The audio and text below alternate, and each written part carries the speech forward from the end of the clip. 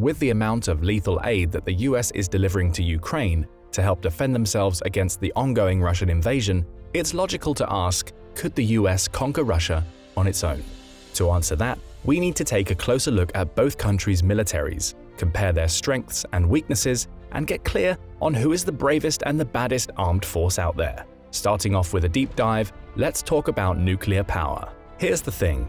We need to accept that comparing US and Russian military power will have to exclude the use of nuclear weapons by either side. Why? Well, the US and Russia have roughly equal parity in nuclear warheads, with reportedly 5,900 total operational nuclear warheads for Russia and 5,400 for the US. Included in these stockpiles, yep, it's a tie. Russia and the US each have about 1,600 active, deployed strategic nuclear warheads. However, these numbers are just best guesses, since neither country will confirm nor deny their active nuclear forces, and only rarely will they confirm where such weapons are being kept. It's scary to be kept in the dark on this topic, right? Well, it gets scarier.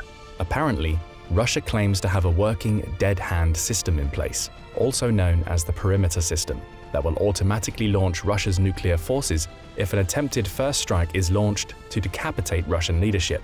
While this system is supposed to be offline under normal circumstances, it's not clear when Russia has this system set to on. It's quite likely that since 2014, during Russia's earlier invasion of eastern Ukraine and the Crimean Peninsula, this system may have been continually online, in order to prevent a decapitating first strike by US forces. It gets worse. Putin apparently placed Russia's entire nuclear forces on high alert in February of 2022, following the invasion of Ukraine and NATO and the West's response to support the defenders. There is no indication that the high alert status has been revoked. In fact, as of March 29, 2023, President Putin has announced that Russia will no longer give advanced warning of their nuclear weapons tests, following their February announcement that they would no longer allow the US to inspect their nuclear weapons sites as part of the decades-old START weapons treaty.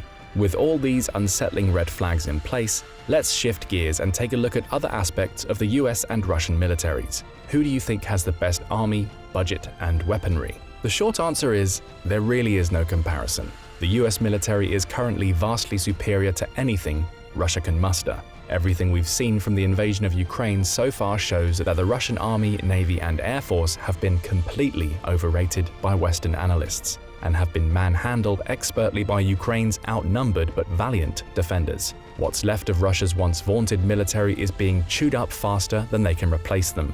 But it wasn't always this way. During the Cold War, the Soviet Union and the US had roughly equal conventional forces, at least in numbers. The USSR had an advantage in raw numbers of tanks and artillery, especially in the areas bordering Western Europe and its NATO member countries, while the US had a larger and more advanced Air Force, Navy, and Special Forces. But since the breakup of the Soviet Union in 1991, the two sides have grown steadily and dramatically apart in terms of the sophistication of their tanks and aircraft, the reliability of their state-of-the-art weapons systems, and their respective capability to project power into other regions and spheres of influence. For example, Russia currently has only one working aircraft carrier, an older, fuel oil-burning ship launched in 1985 named the Admiral Kuznetsov, which, oddly enough, was built in Ukraine. This ship has suffered a string of serious accidents, from shipboard fires to repair cranes falling on its flight deck during repairs. When it does travel, it never sails far from its home port without a seagoing tug to tow it back home. It isn't even in current deployment, having been in different dry docks undergoing continual repairs since 2018, and it's known to leave an incredibly dark trail of dense smoke due to an inability for its boilers to fully burn its low-grade fuel. The whole ship is an embarrassment to the world's navies, yet it's the largest capital ship Russia still has afloat, so they'll do anything to try and keep it going. You might see it back on the high seas in 2024, maybe. In comparison, the United States is completing its second carrier in the Ford class, the most advanced and largest aircraft carrier class in the world. The US Navy currently operates 11 carrier strike groups, each of which is built around a nuclear-powered carrier. Each of these strike groups incorporates multiple ships that includes Aegis-class carriers, nuclear-powered attack submarines, destroyers, minesweepers, and additional support and resupply ships. Each Ford-class carrier will be able to support more than 75 aircraft, including the latest fifth-generation aircraft, the F-35C, along with state-of-the-art drones, airborne warning and surveillance aircraft. These carrier strike groups allow the US to patrol the world's oceans and project air power far from the US mainland. Russia has no equivalent capability and likely never will. The same inequality exists in their respective air forces, and it's only widening. While the US has both the F-35 and F-22 fifth-generation stealth fighters, Russia's only close to but not quite fifth-gen fighter, the Su-57, can't deploy over Ukraine for fear of being shot down. Meanwhile, the US is already making progress on the NGAD, the next-generation air dominance system, which includes new weapons, advanced sensors, networking and battle management suites, redesigned jet engines, and innovative combat drones that will be designed around a truly groundbreaking 6th-gen fighter to replace the F-22, which, even though it's being replaced, still remains the best dogfighting combat aircraft in operation.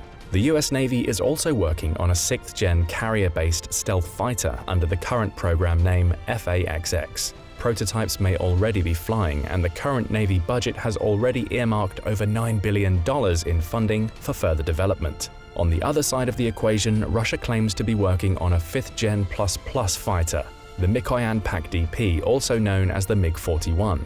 But so far it barely exists in reduced-sized wind tunnel mock-ups and may not be seen as a flying prototype until sometime in the mid-2030s. Then there are the respective tank forces. The US Abrams tank may not be the world's best. Some argue that spot is taken up by the Israeli Merkava, the German Leopard 2, or the British Challenger 2. But the Abrams has been battle-tested since the First Gulf War in 1990 and has been continually upgraded and improved. Currently, the Abrams M1A2 System Enhancement Package version 4, SEP version 4, will employ 3rd-generation 3-gen FLIR, forward-looking infrared advanced optics that allow tank commanders to identify and attack targets farther away than ever before.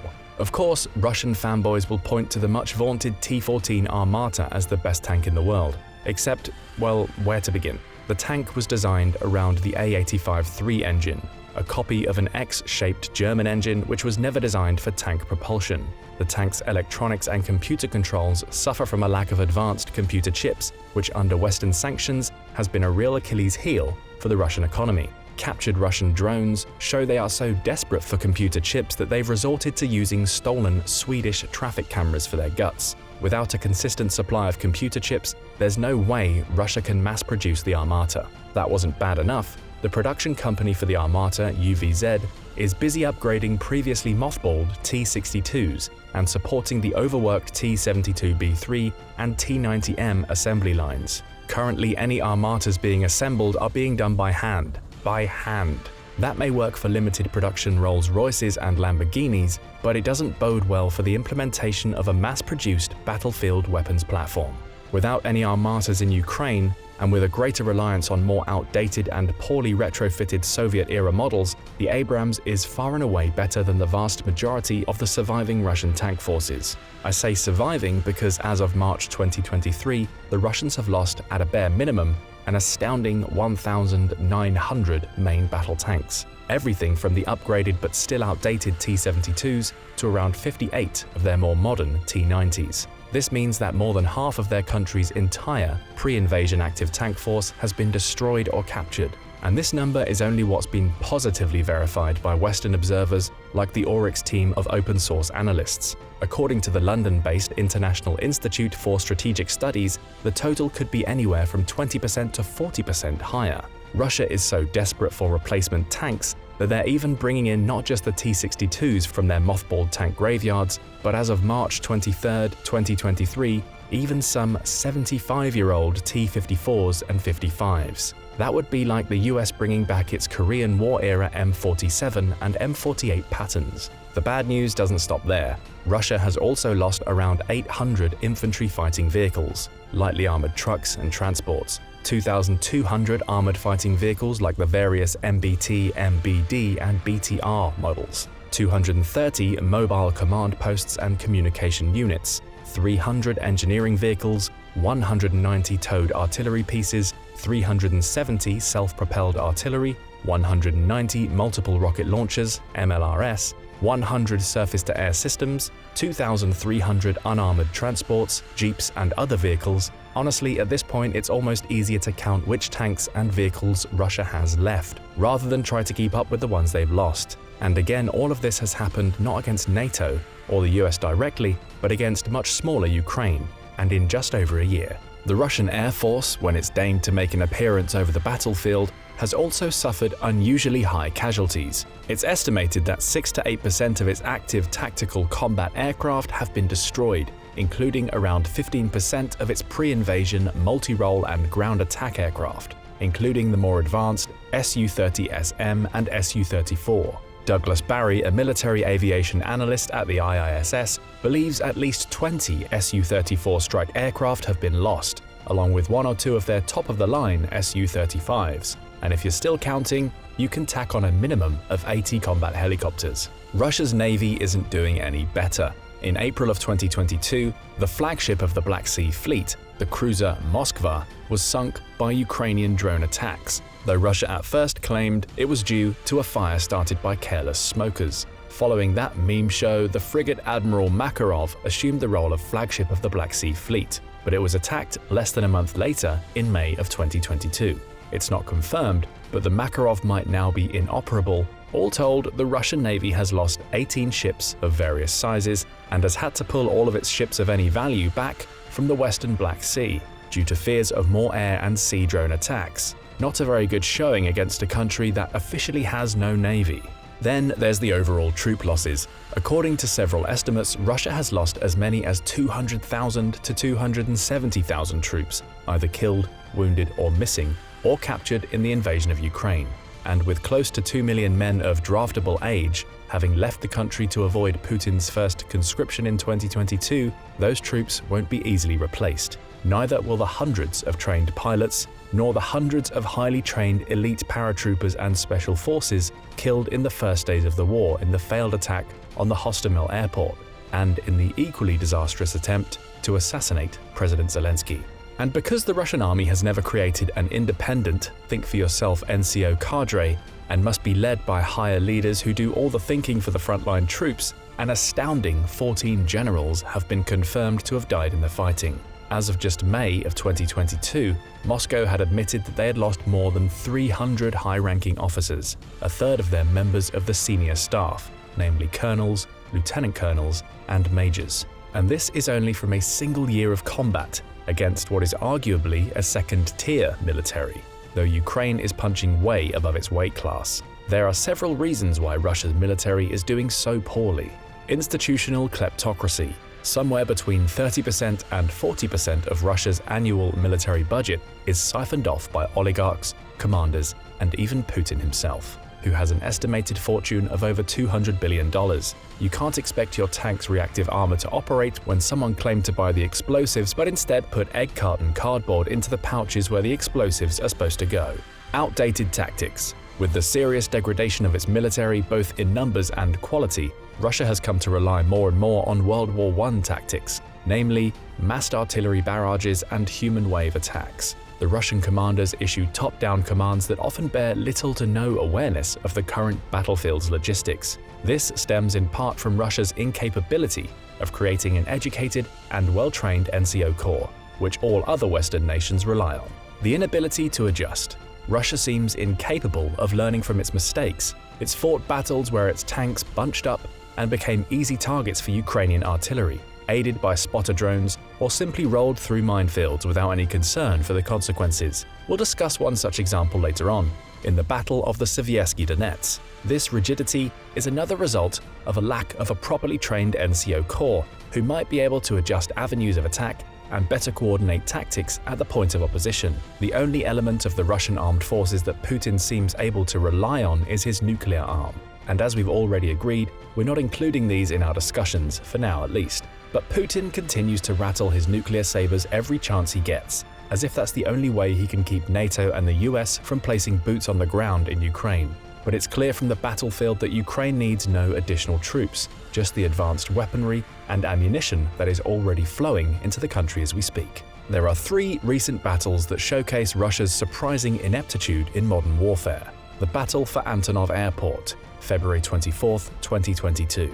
Within hours of President Putin's announcement of his invasion of Ukraine, his special military operation, a coordinated effort was made to land paratroopers, known as the VDV, and other special forces at Kyiv's Antonov Airport, otherwise known as the Hostomel Airport, named for the city in which it's located. An estimated 30 to 40 Russian helicopters led the airborne invasion, supported by a handful of fighter aircraft. If it had been successful, this operation would have paved the way for dozens of large Il-76 troop transports to land. Those planes would have carried thousands of reinforcements and would have then occupied a vital region within 10 kilometers of Ukraine's capital. Instead, Ukrainian resistance met the first attackers, and after the initial surprise wore off and Ukrainian mechanized reinforcements arrived, they managed to encircle the airport and eliminate at least 200 of the VDV in just a few days. Meanwhile, Ukrainian artillery cratered the runway, rendering it useless for the planned follow-on landing of the Il-76 transports. The VDV troops held on for weeks, supported by a few tanks and other vehicles that had broken through Ukrainian resistance northwest of Kyiv and had managed to link up with the Russian forces around the airfield, some of which had scattered into the nearby towns of Irpin and Bucha. However, the main column of Russian tanks and reinforcements heading south from Belarus, numbering up to 15,000 troops, never made it to the airport and was stuck in a traffic jam more than 40 kilometers long. In this ill-conceived, poorly supported and mismanaged attack, Putin wasted the best of his elite paratroops, as well as his chance for a quick, decapitating strike on the Ukrainian capital. His miscalculations of the strength and coordination of Ukrainian resistance, combined with his overconfidence about his own military's performance, were merely previews of the disasters that would unfold during the rest of his invasion of Ukraine. The Battle of the Sovietsky Donets. The first year of the invasion of Ukraine has displayed time and again the lack of military coordination on the part of the Russian forces, as well as their inability to adapt to the changing military environment during the heat of battle. Time and again, Russian forces will encounter an ambush, a minefield, or simply a well-prepared defense, and rather than regroup and try a different avenue of attack, will simply plow mindlessly ahead, regardless of the losses. One such event that perfectly encapsulates all the problems Russia is having with modern warfare is the well-documented disaster known as the Battle of the Sovietsky Donets, which occurred the 5th through the 13th of May 2022. In an effort to force a crossing of the Donets River in northeastern Ukraine, a Russian battalion tactical group, BTG, numbering between 1,000 and 1,500 troops, supported by tanks, armored personnel carriers, APCs, and artillery, placed a group of pontoons across the river near the small city of Siversky. They began to send tanks and APCs to the western side, while calling up additional vehicles on the eastern side to prepare to have them cross as well. But Ukraine had advanced warning of this attack, possibly due to satellite surveillance supplied by the US. In preparation, the Ukrainian armed forces brought up both tanks and artillery, with spotter drones overhead. When around half of the vehicles had crossed, Ukrainian artillery began pounding the two pontoon bridges already in place, isolating the forces that had already crossed. They also pounded the now massed vehicle pileup on the far side of the river, destroying a vast number of frontline combat vehicles. Rather than give up against a prepared and alert defensive formation, Russian commanders just continued to feed more forces into the cauldron. Some Russian military bloggers went beyond calling these decisions inept and suicidal and deemed them instead to be sabotage. When the surviving units finally pulled back the following week, Russia had lost over 70 tanks and other vehicles, and by some accounts more than 1,000 troops killed, wounded and missing. Retired British Major General Mick Ryan estimated that the defeat likely resulted in not just a BTG, but probably an entire brigade losing a large part of its combat power. While most Western militaries would see such a calamity as a reason to learn from such mistakes, the Russian command structure doesn't seem to know how to make adjustments. Additional major defeats where Russia seemed heedless of massive casualties occurred at regular intervals across the Ukrainian battlefield, including Kherson, Kharkiv, Zaporizhia, and Volodar, not to mention the estimated 30 to 50,000 casualties Russia may have suffered in their months-long struggle to capture the fortified region around Bakhmut. Many observers will say that the Russian-Ukrainian war might not be a fair comparison to a possible Russian-US military encounter. Isn't there some event that would provide a better metric to compare the opposing militaries? As a matter of fact, there is. The so-called Battle for the Konoko Fields, also known as the Battle of Kashan, which occurred in Syria in 2018. This was the first hot encounter between US and Russian forces since the Cold War. The US had stationed a handful of US Marines and Army Special Forces about 5 miles east of the Euphrates River. close to a vital oil drilling and pumping station in eastern Syria to help support a small group of Syrian Democratic Forces (SDF) fighters, also defending the site primarily against ISIS threats in the region.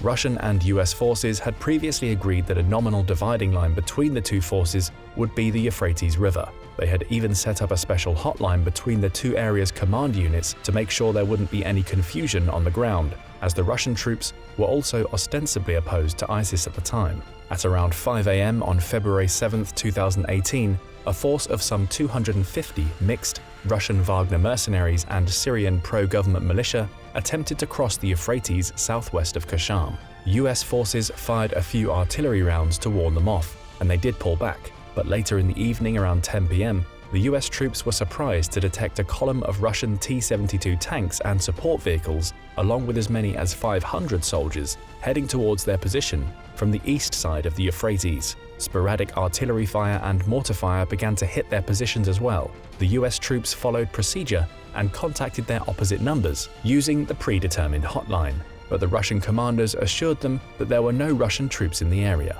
With that reassurance, the US troops called in massive air and artillery support involving F-15E and F-22 fighter jets, B-52 bombers, AC-130 gunships, AH-64 Apache attack helicopters, MQ-9 Reaper and RQ-7B Shadow drones, in addition to M777 howitzer artillery and M142 HIMARS rockets. The Russian and Syrian forces never got to within rifle range of their US targets. 4 hours later, when the fighting was over, more than 100 of the attacking forces had been killed, though some estimates put that loss at closer to 330. The only casualties on the US SDF side was a single wounded SDF soldier. The lopsided nature of the encounter, due to primarily the overwhelming and accurately directed air and artillery strikes supplied by the US, underscored the uneven nature of the current US and Russian military forces, as well as their relative abilities to use combined arms in a coordinated fashion. The massive response was also seen as a deliberate warning to Russia not to take the US or their allies lightly. That leads us inescapably to another interesting question. Could the US on its own invade and conquer the country of Russia? Alternatively, could the US, with NATO's help, conquer Russia? Bluntly, right now there's no way the US, even with NATO's help, could physically invade and conquer Russia. Even if Russia failed to use their nukes, and you can be certain they would, there's simply no way the vast country of Russia, stretching through 11 time zones, could ever be fully occupied and pacified. Hold on though, let's break this answer down and then we can talk about some other ways the US could possibly, actually, very probably destroy Russia. It's becoming clear in the modern age that no moderately well-supplied country would be able to be occupied and defeated as long as their people maintained the will to fight. A perfect example is the relatively tiny country of Vietnam. They were one of the first countries to soundly defeat the Mongol Empire in the 13th century and resisted French occupation right up until the Japanese invaded them in 1940. After the fall of Japan in 1945, they went on the offensive to drive the French out of their country.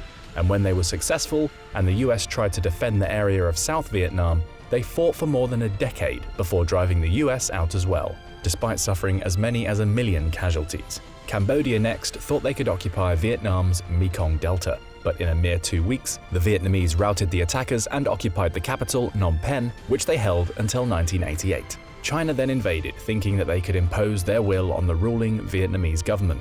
But the Vietnamese went toe-to-toe with the mighty Chinese army and after some brief but intense fighting, managed to force them to withdraw, though China considered the event merely a short, punitive expedition. Such determination to defend one's homeland would undoubtedly be faced in Russia as well, but of an order of magnitude far greater.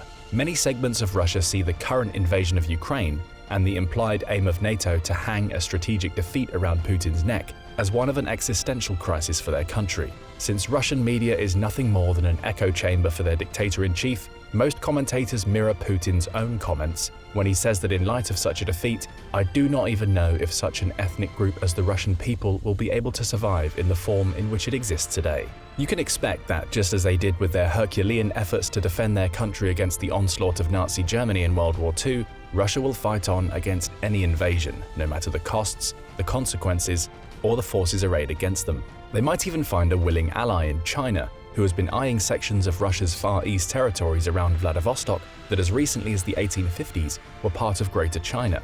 it's entirely possible that China would be willing to help support the defense of Russia in exchange for what they currently consider historical Chinese territory.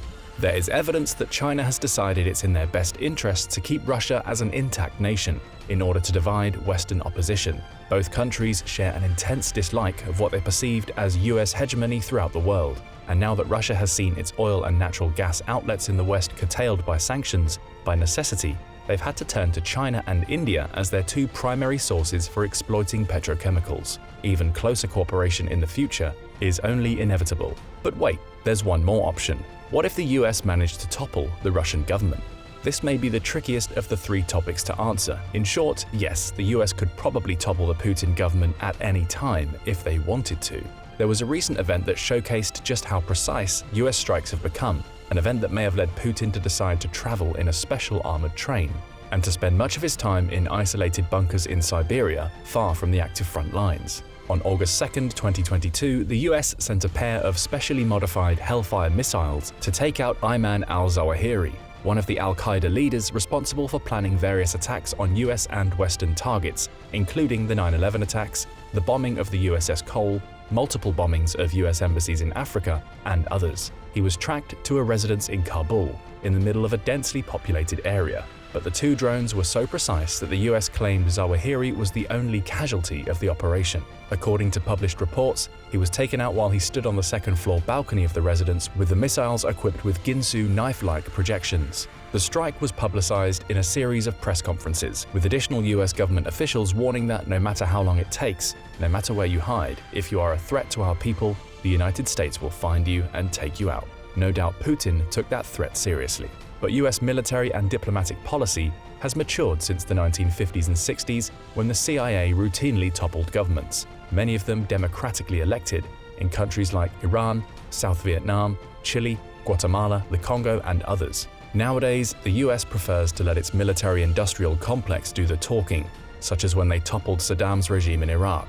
In retrospect, despite the overwhelming military victory the US achieved, the end result was ultimately seen by many as seriously flawed, as the US had no plan to replace the removed Iraqi government with any kind of stable and reliable replacement. And that may be the one main reason why the US doesn't want to topple the Putin dictatorship. There are fears that whoever might replace him could be far worse. The one element of his arsenal that Putin has dared not yet use is his nuclear arsenal. He probably knows that as long as he doesn't employ nukes, then the West will worry he's the only thing holding back a massive nuclear war. He's betting that the US and the West will worry that whoever comes next might not hold back. And so, we've come full circle. It's clear that the one ace in the hole that Russia still holds onto is its nuclear deterrent. Putin dare not use them, for fear that doing so will unleash a horrific response from the West. But Putin has to threaten to use them in fear that their possible use is the only thing keeping NATO from sending actual troops to drive the Russian invaders out of Ukraine. And the West dare not take Putin out directly, for fear that his replacement might be willing to use nukes in an act of suicidal revenge. And so the world balances on a precarious knife's edge, closer to a nuclear holocaust than we've been since the Cuban Missile Crisis of the early 1960s. It would be best if all sides could take one giant step back from the precipice, but Putin seems incapable of backing down, and the brave Ukrainians are determined to take their country back, as well they should. The most likely outcome is that some oligarch will find a willing accomplice in Putin's cook staff, and the Russian president will succumb to a bout of severe intestinal distress, following which some level-headed replacement will endeavor to repair the massive damage Putin's done both to Ukraine and to his own country. At least, that's what many sane people hope. Don't forget, before he was the leader of the Wagner Group, the oligarch Yevgeny Prigozhin had a very special nickname, Putin's chef. But what do you think? Could the US military conquer Russia all on its own? How would they do it? Let us know in the comments, and don't forget to subscribe for more military analysis from military experts. China's Navy is catching up to the US. But while China's naval capability has come a long way from the Third Taiwan Crisis, its apparent strength is not all it seems. Here's why. Here are two of the most powerful countries in the world. Both China, the fourth largest country in terms of area, spanning approximately 3.7 million square miles, and the United States, which is the third largest country by land area, covering about 3.8 million square miles, are major economic powers with substantial global significance. China has the world's second largest economy with a GDP of approximately $18.1 trillion in 2022. The United States, however, has the largest economy globally with a GDP of about $25.46 trillion in 2022. Okay, so the US has got China whipped when it comes to land area size and economic success, but what about military power? Well, here's where it gets scary. China aims to position itself as a significant global military power and has set its sights on achieving global dominance by 2049. Right now, China's Air Force ranks second globally, just behind the United States, which possesses the most formidable Air Force strength. According to reports, the United States operates approximately 10,000 more air platforms compared to China. In terms of total aircraft strength, China is listed as having 3,260 aircraft in service, while the United States boasts an impressive fleet of 13,233 aircraft. This substantial difference emphasizes the United States' superior air power and its larger operational aircraft count. But what about sea power? One of the markers of a superpower is the ability to project maritime power over long distances. States which have been able to do so have enormous influence in regional or world affairs and can exert huge leverage over their less capable rivals. It is therefore not surprising that as China's wealth has grown, it has invested heavily in its ambitions to create a blue water navy that it hopes will one day challenge the US Navy for supremacy, at least within the waters of its immediate neighborhood. But how close is China to that goal? What is the state of US-China strategic competition at sea, and how is the United States planning to maintain its lead on the world's waterways? What technologies and weapons is the US Navy developing to adapt to the growing power of China's People's Liberation Army Navy, PLAN? You may have heard reports that China now has the world's largest navy. There are 355 ships in its fleet as of December 30th, 2021. The Chinese brass is keen to expand that number. It plans to increase its fleet size to 420 ships by 2025 and 460 ships by 2030. These figures do not cover the additional 85 patrol combatant ships and other small ships capable of bearing anti-ship cruise missiles. China's countless fishing boats have also acted as a de facto maritime militia, harassing vessels from other countries in international waters. China's navy has the numbers, but here's the bad news. It is increasing in the quality of its ships as well. China was seen putting its new naval muscle to use in the summer of 2022, following a visit by then House Speaker Nancy Pelosi to Taiwan. For several days after Pelosi left, Chinese ships and aircraft demonstrated their military potential in the waters off Taiwan. This show of force would have been inconceivable 25 years earlier, in the Third Taiwan Strait crisis of 1995–96. At the time, when Taiwan was set to hold its first direct presidential election and became a fully fledged democracy, the mainland launched several missiles across the Taiwan Strait, prompting the United States to send 2 carrier battle groups to the area. China had no choice but to back down in the face of such pressure, but the Chinese leadership never forgot the incident. To them, it recalled the century of humiliation, a time in the 19th and early 20th centuries when China repeatedly found itself at the mercy of foreign powers. Since the Chinese leadership considers Taiwan a rogue province, continued American and Allied military support for the island reminds them of those times. After the crisis, China resolved to never let such a scenario happen again and took steps to increase its naval power. This was a deviation from the norm. With only a few brief exceptions, China has never historically been a sea power. It has traditionally focused its military resources on maintaining a large army capable of defending its vast land borders. Up until recently, this was the objective of the Chinese brass. However, with China's continued problems with Taiwan and its containment within the natural barrier of the First Island chain, a string of islands off China's waters which stretch from Japan to Indonesia, the Chinese leadership decided that only by becoming a sea power would China take its rightful place as a true global superpower. With its growing economic might, especially since it joined the World Trade Organization in 2001, China finally had the chance to make a play for naval prominence. Included in China's new naval assets are 3 aircraft carriers. China's naval brass plans to increase that number and bring its carrier force up to 5 by 2030, with more to come after that. The PLAN also aims to increase its submarine force by building 10 ballistic missile submarines by the same year.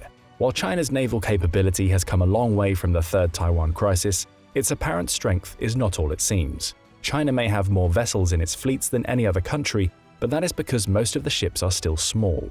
Aside from the number of ships, One way to measure a state's naval power is through the combined tonnage of its fleets. Tonnage is the measurement of a ship's weight. The PLAN's total combined tonnage as of 2020 is between 1.8 and 2 million tons. The US Navy, though, stands at 4.6 million tons.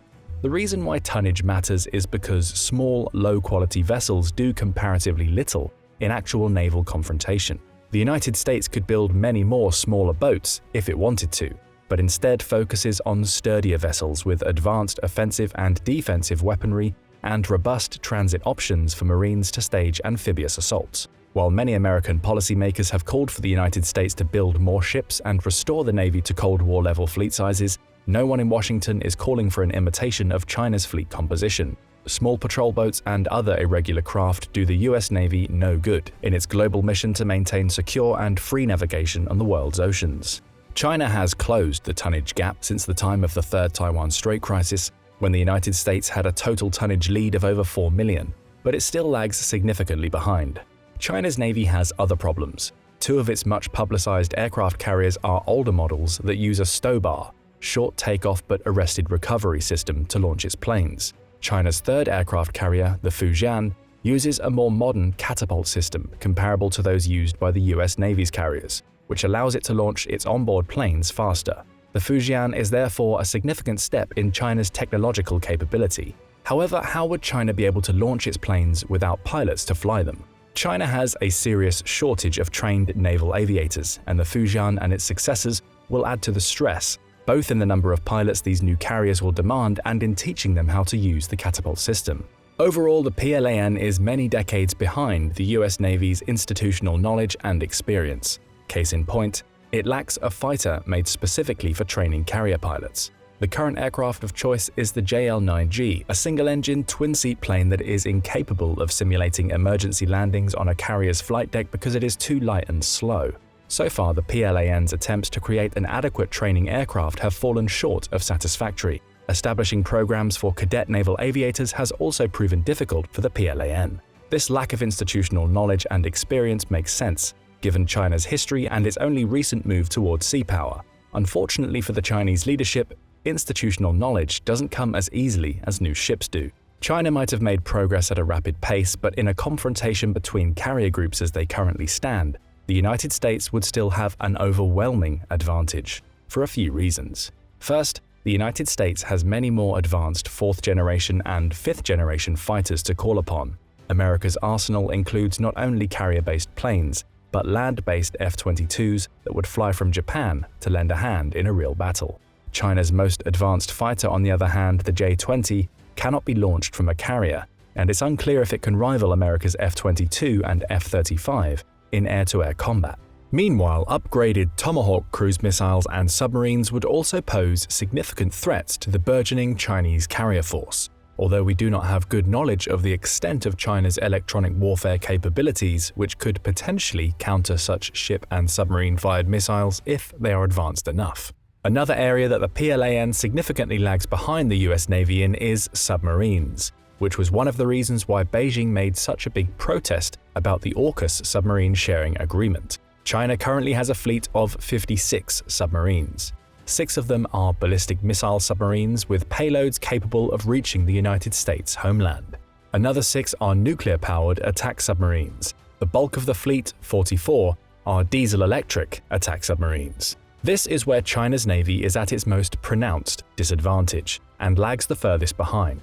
Experts believe that China's current main submarine, the Shang class, is only on par with 1970s Soviet-era designs, and China has not invested as much in anti-submarine warfare as in other parts of its naval buildup. It has tried to close the gap recently, equipping its newer surface ships with more sophisticated sonars. China has also introduced its new U-8 missile launch torpedo and KQ-200 maritime patrol aircraft. Even so, these are comparative baby steps in actually defeating the formidable American submarine force. China may also be able to deploy more submarines in its immediate waters, but it is still at a severe disadvantage in submarine-to-submarine warfare. A comparison of the engineering of the two navies' underwater vessels will paint a clearer picture of why the US Navy still has a decisive advantage in undersea warfare. The United States uses nuclear-powered submarines, which are faster, capable of diving deeper, and have a longer range than the submarines China uses. China's diesel-electric-based submarines have one advantage. When running on electric power, they are quieter than nuclear submarines. However, these vessels cannot run on electric power for long. They have to either surface or pop up a snorkel to recharge their electric batteries and run on diesel power for the duration of that operation. At that point, they are significantly noisier than nuclear subs and far more vulnerable to attack. Meanwhile, nuclear submarines can stay quiet and deep for months on end. Although the range and duration of operations would not necessarily be as important for the Chinese in a confrontation with the US Navy because hostile encounters would take place near Chinese waters, the depth, stealth ability, and operating times of the American and Allied nuclear submarines would help to defeat China's strategy of overwhelming enemy naval forces with a rain of anti-access, area-denial ballistic missiles. These projectiles currently pose a severe threat to American carrier groups and surface ships operating too close to China's waters. Submarines, on the other hand, are much harder to detect, and the US Navy's advantage in underwater operations allows the United States to threaten the Chinese mainland. As with aircraft carriers, China intends to build new next-generation submarines. By 2030, it could have between 30 and 40 nuclear-powered submarines. Whether it will have the institutional know-how to recruit and train competent submariners may be a more difficult matter to determine. China's current underwater deficiencies notwithstanding, it is still eager to flex its submarine muscle, and has begun keeping at least one of its nuclear-armed ballistic missile submarines at sea at all times, with near-continuous patrols into the hotly contested waters of the South China Sea, making things more difficult for the United States and its allies, and the waters of the region more dangerous. It is a sign of what the PLAN seeks for the future. As things stand now, though, China tacitly acknowledges its disadvantages in maritime warfare and relies mostly on a defensive strategy to mitigate the threat that the US Navy poses. At the heart of its strategy are various classes of land-based short and medium-range ballistic missiles. These missiles, based in mainland China and on its illegally built artificial islands in the South China Sea, pose a serious threat to American surface ships operating in the waters of the first island chain. Most formidable is its vast stockpile of short-range missiles, effective at distances up to 1,000 kilometers. The US Department of Defense estimates that China has between 750 and 1,500 of these, and they pose a menacing threat to Taiwan and every American base in Japan and South Korea too. China also has between 150 and 450 medium-range and 80 to 160 intermediate-range ballistic missiles respectively. These missiles can reach American ships and assets much further away from China's mainland. Some of them are capable of hitting Guam, the largest base in the region. China is currently building more ballistic missiles in an attempt to exert leverage over progressively more distant areas of the Indo-Pacific region. Additionally, although the PLAN is not currently capable of defeating the US Navy in a head-to-head confrontation, China would have the advantage of operating near its territory in any real conflict. No one on either side expects a Midway-style battle on the high ocean. This reality means that the American supply lines would be much longer and more vulnerable to Chinese ballistic missile attacks, the tyranny of distance. China would also be able to concentrate all of its naval assets in a confrontation with the United States, where in contrast, the latter has global commitments. Policymakers and war planners in Washington have long sought to concentrate resources in the Indo-Pacific region to counter China's expansionism, but bureaucratic and international resistance have often thwarted those plans, with Vladimir Putin's invasion of Ukraine putting even more pressure on the United States to maintain military forces in Europe at high levels. Between these commitments, China's sheer number of assets, the tricky supply situation, and China's continued build-up in quality and quantity, the US Navy cannot rely on maintaining its traditional superiority forever, and the stakes are getting higher. Many experts warn that slowly but surely the United States is losing its traditional military advantage in the Indo-Pacific region, and the cost of victory in any potential confrontation with China has become much higher than even a decade ago. So what is the United States doing to keep its edge at sea in a time of growing competition? No American naval strategy in the Indo-Pacific region would come independent of the consideration of its allies, especially Japan. So what would be their contributions to the naval balance of power in the Indo-Pacific? Japan recently announced that it would spend 2% of its GDP on defense by 2027, lifting traditional post-World War II restrictions to build a military capable of offensive operations. A new aircraft carrier, the country's first since World War II, is included in those plans. Even so, decades of minimal defense spending and the loss of institutional know-how will not be overcome so easily. Some American policymakers and national security experts fear that the benefit of Japan's renewed commitment to its military will only show up well after 2027, when China's capabilities will be even higher than they are today. Other American allies in the region like Taiwan and the Philippines are not nearly as capable. South Korea has a strong army, but is not in a position to play a robust role in a sea confrontation with the growing strength of the PLAN. This reality means that the increasingly precarious situation will remain intact for the time being, with the overwhelming share of the Indo-Pacific's defense burden falling on the United States. One of the items on the US Navy's intermediate horizon is to arm its Zumwalt-class destroyers with hypersonic missiles by 2025. Tests of some ship-fired devices are currently scheduled for later that year. This weapon, called the Intermediate Range Conventional Prompt Strike, is a non-nuclear missile with a glide vehicle exceeding Mach 5 and a range of over 1,700 kilometers.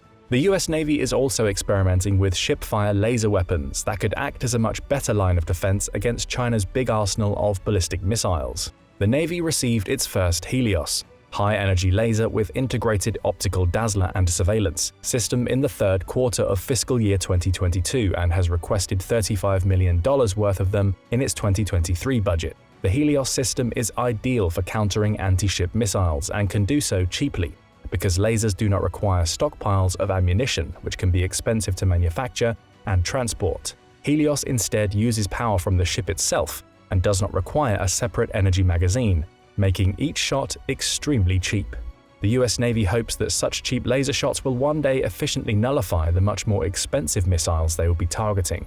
Helios is currently designed for integration on Burke and Arleigh-class ships, but the Navy is planning to adapt it elsewhere.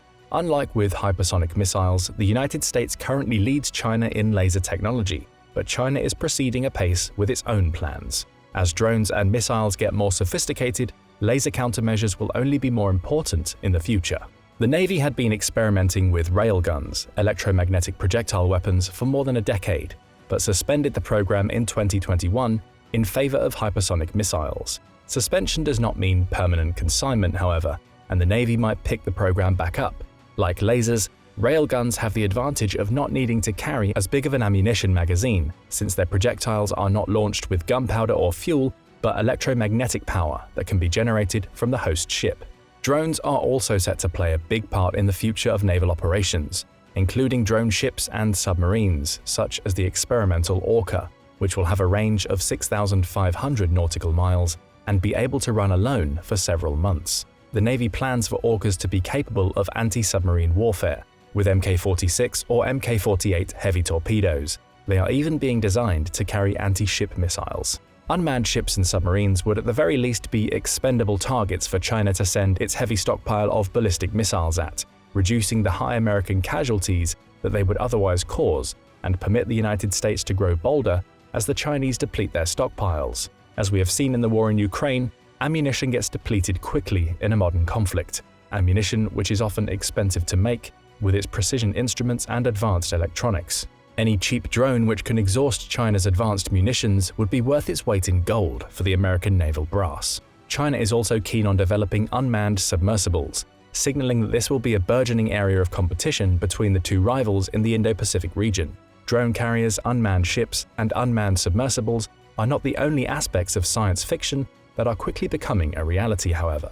Jetpacks are one of the more unusual ways that the US Navy is planning to maintain its maritime edge. Since their inceptions, the Navy and Marine Corps have been designed to work together.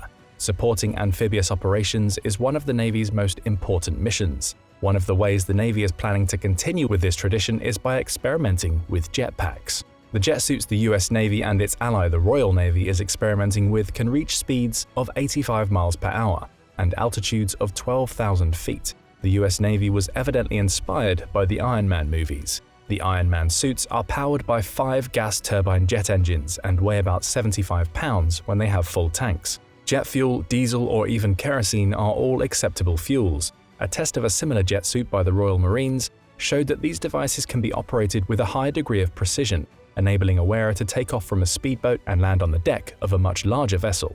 Although these prototype Iron Man suits are noisy, there will be less of a need for stealth in any real-world situation that they'd be used in. If naval combat gets to the point where one side is trying to board the enemy's ships, stealth is long gone. The Iron Man suits could also support amphibious operations, with US naval vessels launching Marines at targeted areas. Imagine hundreds of them storming towards a shore. They would be much harder to target than helicopters or landing craft. Already, paramedics in Great Britain have used the jet suit to reach difficult places, and firefighters are also interested in the suit's ability to help them access hard areas rapidly. Though the world isn't quite ready for it yet, we probably aren't too far away from a world where swarms of Marines decked out in Iron Man suits will take to the skies at low altitude. Because a naval confrontation between the US Navy and the PLAN would occur in the comparatively confined waters of the first island chain and not on the high seas, the Iron Man suit could prove an effective method of projecting force. The US Navy remains the world's premier maritime fighting force, but as China's wealth and power continues to grow, and as the PLAN continues to modernize, the United States must continue to look for ways to push the envelope, with innovations that we might find hard to believe now. China wants to break out of the first island chain and have more of a voice in the waters of the world. The United States wants to contain China within the waters close to its territory. Whoever holds the edge in the technology race will come closest to achieving their respective goal. But what do you think? In a battle between the US and Chinese Navy, who would win? Let us know in the comments, and don't forget to subscribe for more military analysis from military experts. A superpower can be defined as a state with the ability to project power or exert influence on a global scale, usually in more than one region at a time. The United States has been the world's sole superpower since the fall of the Soviet Union in 1991, holding an unrivaled degree of economic and military dominance around the globe. Even today, with the rise of China, the US still remains by far the most powerful country, still far outstripping competitors in national power. It still has 3 times China's wealth and 5 times its military capabilities, and that's not to mention its enormous advantages in geography, demographics, and more. All things considered, it doesn't seem likely that the US is losing its status as global hegemon anytime soon. But hypothetically, what would happen if America found itself in a conflict against the entire rest of the world? Would the country still have the power to achieve victory, or would it be worn down and defeated? Today, we'll take a closer look at these questions, with a USA versus the world wargame. First, it goes without saying that such a scenario is extremely unlikely, if not downright impossible, during our lifetimes. Because of its diplomatic and economic ties around the world, as well as its huge arsenal of nuclear weapons, the US has almost entirely removed the possibility of real war with Europe and many other countries. But playing out the remote possibility still shows us a lot about US power and how it might look in the coming years. For the purpose of this video, we'll exclude nuclear weapons and assume that such a conflict would break out after a period of heightened global tensions rather than as a surprise attack. So who would really matter? The biggest challenges to the US in terms of actual military capability would certainly be China. Western European nations would be a close second, as they are wealthy and have stockpiles of advanced weapons and technology. While Russia, once considered to be America's main military challenger, its invasion of Ukraine has made clear that the country is something of a paper tiger, especially if its nuclear stockpile is out of the equation. India is another potential player, with the world's largest population and substantial military hardware. Together, China, Russia, India, and Europe account for the majority of the world's military spending outside of the US. In our hypothetical, let's say these countries all align against the US, with the rest of the world primarily contributing materiel or financial support. While this is extremely simplified, the fact of the matter is that most countries do not have the resources to project power beyond their borders or immediate region, making an attack on the US impossible. So let's say war breaks out. The first major difficulty with a global offensive against the US would be geographic. Surrounded by water on 2 sides, and Mexico and Canada to the north and south, any physical attack against the US would face major challenges. First, it would mean mounting either an enormous amphibious assault from one of the coasts or attempting to invade via land. But the deserts in the southwest and the Great Lakes in the Midwest insulate the country's major population centers from a potential invasion staged from Canada and Mexico. An invasion from outside North America would require massive fronts and long supply chains across the Pacific or Atlantic Oceans, leading to a dramatic reduction of overall power projection. Military expert Dylan Lurk has noted that even the largest amphibious assault in history on either the west coast or the east coast would be too insignificant to acquire an effective beachhead. If every foreign power managed to coordinate such a massive operation and do so while remaining undetected under the enormous reach and power of the American intelligence apparatus, it would still have issues building up a force of any significant size before being pushed back into the sea. In addition, the strategic Hawaiian island chain acts as a gateway to the US mainland for attacks from the Pacific and is protected by a significant military presence. Similarly, military installations in Alaska provide protection against any invasion from along the Arctic or Northwest. An attack from Mexico would probably be more feasible due to the Great Lakes blocking much of the Canadian border.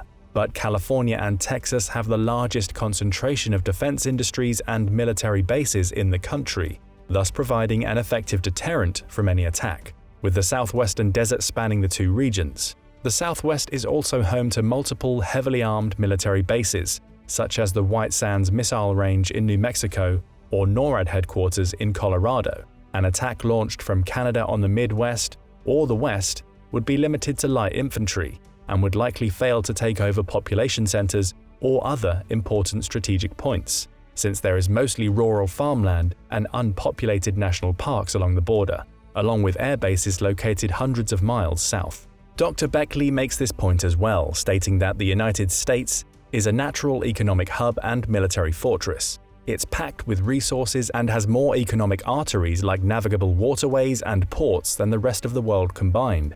And even if the US military was unable to stop an invasion, the huge diversity of terrain would also provide US military personnel or militias with the ability to conduct guerrilla warfare. The US is also by far the most heavily armed civilian population in the world, with a staggering 120 guns for every 100 people. This means that even if a coalition of other countries was able to actually get troops into the US, it would end up facing an incredibly well-armed and pissed-off insurgency. On the other hand, over the past 80 years, the US has developed a worldwide infrastructure of military bases, supply lines, and the world's largest air and naval transport fleets. This contains hundreds of ships and aircraft, more than the entire fleet of most countries. The lack of global mobility would be an enormous issue for any coalition facing the US. In the weeks before the sort of global conflict in our hypothetical, the US would most likely pull its forces out of the most vulnerable, non-American bases in Europe, Asia, and the Pacific, concentrating its resources in places where the US exercises greater territorial control to act as staging areas. Some areas would be considered too important to abandon, especially those supporting the military's supply chain, US oil assets, and key territorial choke points. One of the first battlefields in any conflict between the US and the rest of the world would be the Middle East. Here, one major aim of the DoD, as carried out by US Central Command, would be to secure critical US oil refineries and distribution centers, as well as gain control of the sea lanes used for transporting oil out of the region. As of 2022, 80.4% of the world's oil reserves are located in countries belonging to the international oil cartel OPEC, and 67.1% of OPEC reserves are in the Middle East. Similarly, over 60% of the world's oil passes through shipping lanes in the Arabian Sea alone. While the US has reduced its presence in the region in recent years, a global conflict would almost certainly cause a reorientation. Possessing the world's 12th largest oil reserves means that the US could theoretically go self-sufficient in wartime, but control of some Middle Eastern reserves would make guaranteeing its supply much easier. Similarly, it would allow the US to deny oil to much of the rest of the world and undermine the coalition's economies and military production. Europe, which would represent the US's most significant adversary, receives a significant amount of its crude oil and natural gas from the Middle East. This means that US military control of the region would harm Europe's ability to sustain a war effort for any extended period of time. China would face a similar issue, as over half of all its oil comes from the Middle East, making the region among one of the most likely fronts in a global war with the US. At the start of the conflict, the US would first strike at oil-related facilities across the Middle East, using carrier-based strike aircraft plus medium and long-range ballistic missiles. US power projection means that even without bases in Afghanistan, the military could easily hit targets anywhere from the Mediterranean to the Strait of Hormuz. While regional powers could offer some resistance, none of them have anywhere close to the manpower or firepower needed to stop the US in an all-out war. While Israel, Saudi Arabia, the UAE, and several others do have modern fighter jets and other weaponry, even they would not last very long up against the might of the DoD. And because each is an independent country, intelligence and resource sharing among them would also be limited, further reducing the region's ability to stand up to the US in a shooting war. Most of their assets' signals would also likely be jammed by America's powerful electronic warfare capabilities, which would disrupt enemy communications, targeting, and guidance systems across the region. The greatest threat to US control of the Middle East in our scenario comes from ground-based air defenses, as even older systems can shoot unsuspecting fighter jets from the sky. However, unlike Russia's recent experience in Ukraine, the US has actually proven that it can effectively destroy another nation's air defense network, as it did during Desert Storm in the 1990s. Today this might be even easier due to the enormous arsenal of drones the US has access to. Most US losses in the air would likely come from such drones, as well as fourth-generation jets like the F-15, while its more modern F-18s and F-22s could evade all but the best air defense systems. After establishing air superiority, the US would then work to control all choke points into and out of the region, especially the easily blocked Suez Canal, where over 12% of global trade passes through. If it was able to effectively keep regional control over the Middle East and its resources, the US would have a decent shot at winning against the rest of the world. A second major battlefield would be the Pacific, where the US would probably use its fleet to keep China and other East Asian nations contained and stop them from attacking the West Coast. This could mean either a blockade of major trade and supply routes, as well as using islands like Hawaii and Guam to stage its own offensives. It would also utilize its fleet of aircraft carriers heavily in the Asia-Pacific region. As of this video, there are 47 aircraft carriers around the world. The largest 11 of these are all nuclear-powered carriers belonging to the US, which have more than twice the combined total deck space of every other country combined.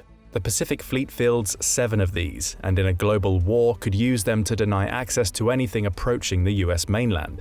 Again, oil would be another top concern, and the US could use its massive navy to gain control of the Strait of Malacca, which carries up to 40% of the world's trade every year.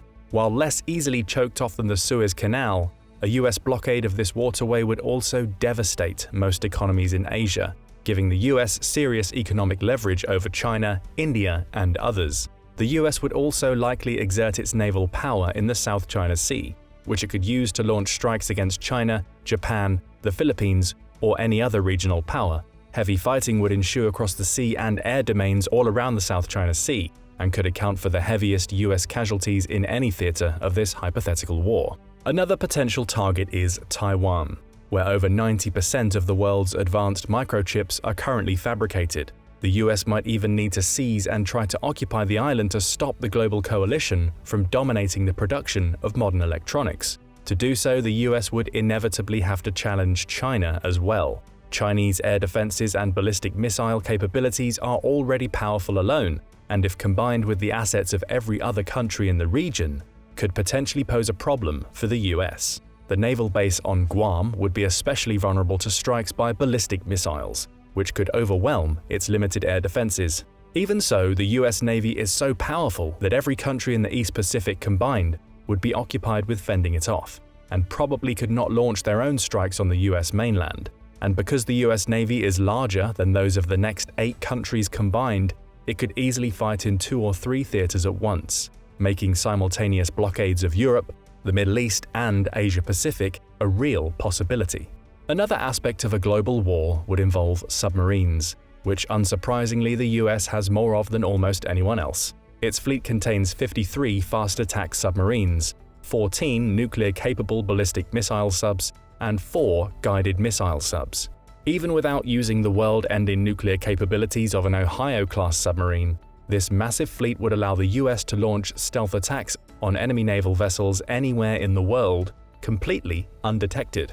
While America would be far more hard-pressed to fend off a global coalition on the ground, at sea the US stands a much better chance of victory. A third global area of battle would be the Americas. where the US would have the greatest ability to marshal forces and project power. And because Mexico, Canada, and other countries in the region are far less powerful, there is a good chance the US could blockade, control, or destroy the majority of their military and economic resources. Canada and Venezuela are both obvious targets because of their status as oil producers, and in a global war, the US would probably aim to shut down or take control of resources in both. Another obvious target is the Panama Canal, which serves as the gateway between the Atlantic and Pacific, and where 40% of all US container shipping flows through. The US controlled the canal from 1903 to 1979, and would try to seize it again during a global war. This would also provide a choke point against the militaries of Central and South America. Chile is another potential target as the country supplies 28% of the world's copper, critical for the production of modern electronics. Now, obviously, a hypothetical alliance of every other country in the world would have the numerical advantage in overall troops and economic resources. But keep in mind that as of 2022, US military spending was $877 billion, constituting 40% of the global total and more than the next 10 countries combined. Today, this enormous sum still only accounts for about 3% of the country's GDP. In a global war, this percentage would almost certainly increase and could rise to similar levels as World War II, when US military spending accounted for over 40% of national GDP. Today, that would mean somewhere close to $10 trillion a year in military spending from the US alone, nearly 5 times the global total from 2022. Astronomical numbers like these mean that a war of attrition against America would also be likely to fail, as the country could outspend the rest of the world several times over for many years.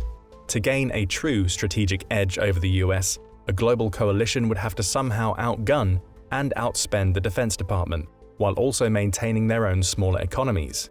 Another crucial domain in a global conflict with the US would play out in cyberspace. This would probably be the first line of contact between the warring parties, as both sides would attempt to gain information superiority and take each other's systems offline.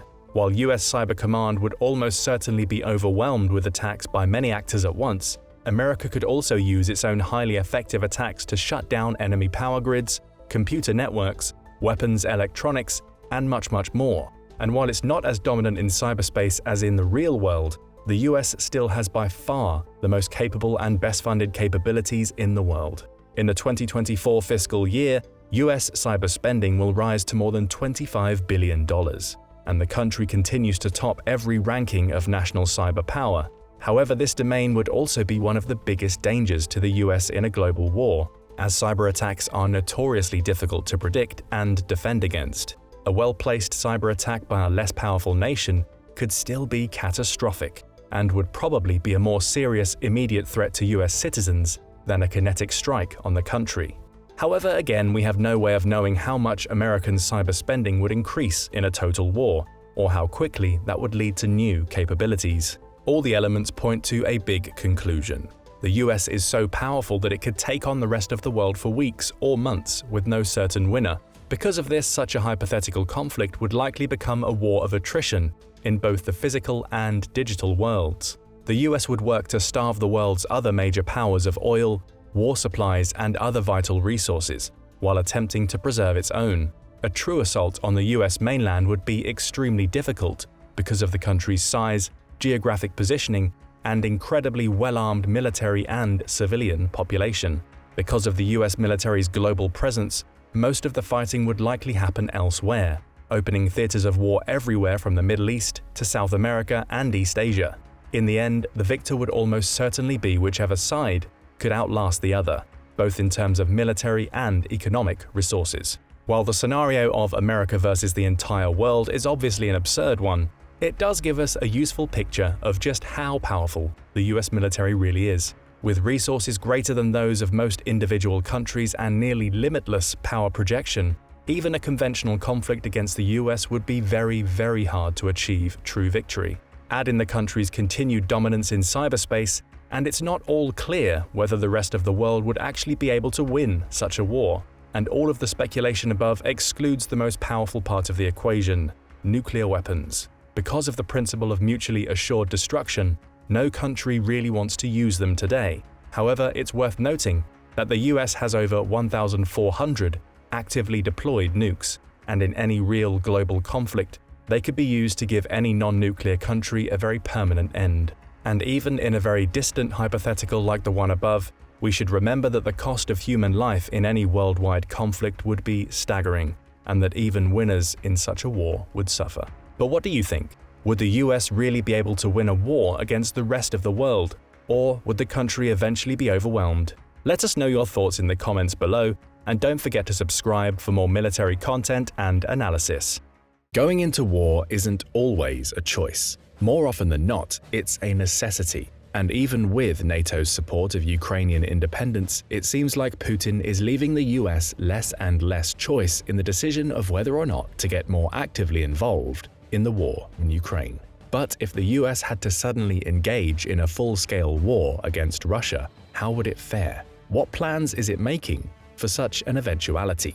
One thing is for sure, Putin had better buckle up.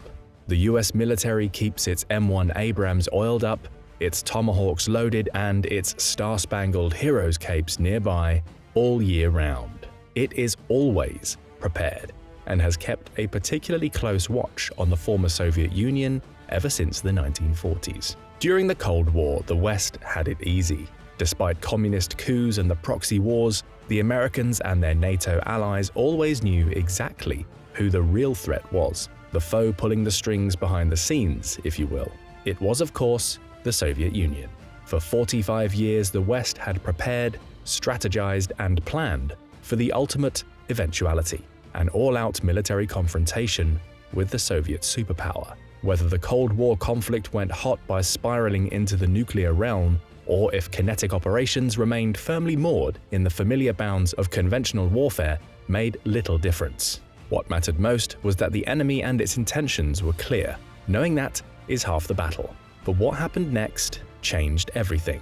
The Soviet collapse in the early 1990s kick-started 3 decades of self-discovery as the US spread its wings as the world's sole superpower. Combating terrorists, genocidal dictators, and non-state tyrants became the order of the day. NATO members drifted apart, the alliance's mission and purpose suddenly cast into doubt. Then came a 2-decade forever war in the Middle East. We all know how that turned out. After a decade of strategic revision, the US finally embarked on a wholesale pivot to Asia, now hoping to contain a Chinese threat which had for decades grown stronger almost in plain sight. And then February 2022 happened. Russia invaded Ukraine. Geopolitical clarity, it seemed, was restored. The aggressive Russian bear, whose foreign policy since the Soviet collapse had vacillated somewhere between bitter Western resentment and surprising Western rapprochement, showed its true colors. America, firmly committed to bolstering its presence in the Indo-Pacific, nevertheless seized the opportunity in Europe. For years it had been nursing its wounds, trying to restore European partnerships and alliances which had slowly atrophied under the pressure of populist politics. The invasion recast these relationships in stone. Everyone in the Western world suddenly saw the reflection of their own histories in Ukraine's existential fight for its independence. The US and its Western allies pledged collective action: sanctions, hybrid warfare, material donations, refugee support, and military training. Everything short of entering the fight themselves. This Western support coalition has shown no signs of weakening now, more than a year into the war. If Finland's recent accession to NATO says anything, it has only grown stronger. What is this all leading to? For the Americans, who for a decade could not drum up the political unity required to deal with Russian revisionism, the Russian threat is credible once more. The pivot to Asia will continue apace, but now, with Eastern European sovereignty under threat once more, America must continue to do everything in its power to prepare it and its European allies for the ultimate eventuality, a full-scale war with Russia. We know you're probably laughing right about now. War with Russia, you're saying. The same Russia that can barely make inroads against a country 28 times smaller and with 100 million fewer people than itself. The same Russia that has allegedly already suffered 250,000 casualties in a single year of fighting, more than the entire number of Russian soldiers killed in every war the Soviet Union and Russia fought since World War II combined. Well, yeah, that Russia, as counterintuitive as it now seems, Russia still poses a grave threat to Eurasian security and Western values the world over. Western analysts are contemplating a number of contingencies that could result from the war in Ukraine, which fortunately for us all has thus far remained contained to a single country. The major one is the potentiality that Russia and its fuming dictator Vladimir Putin, finally recognizing the futility of winning a long-term victory in Ukraine, go absolutely rogue. Russia has all but burned its remaining capital with the West. Politically, Putin is a global pariah.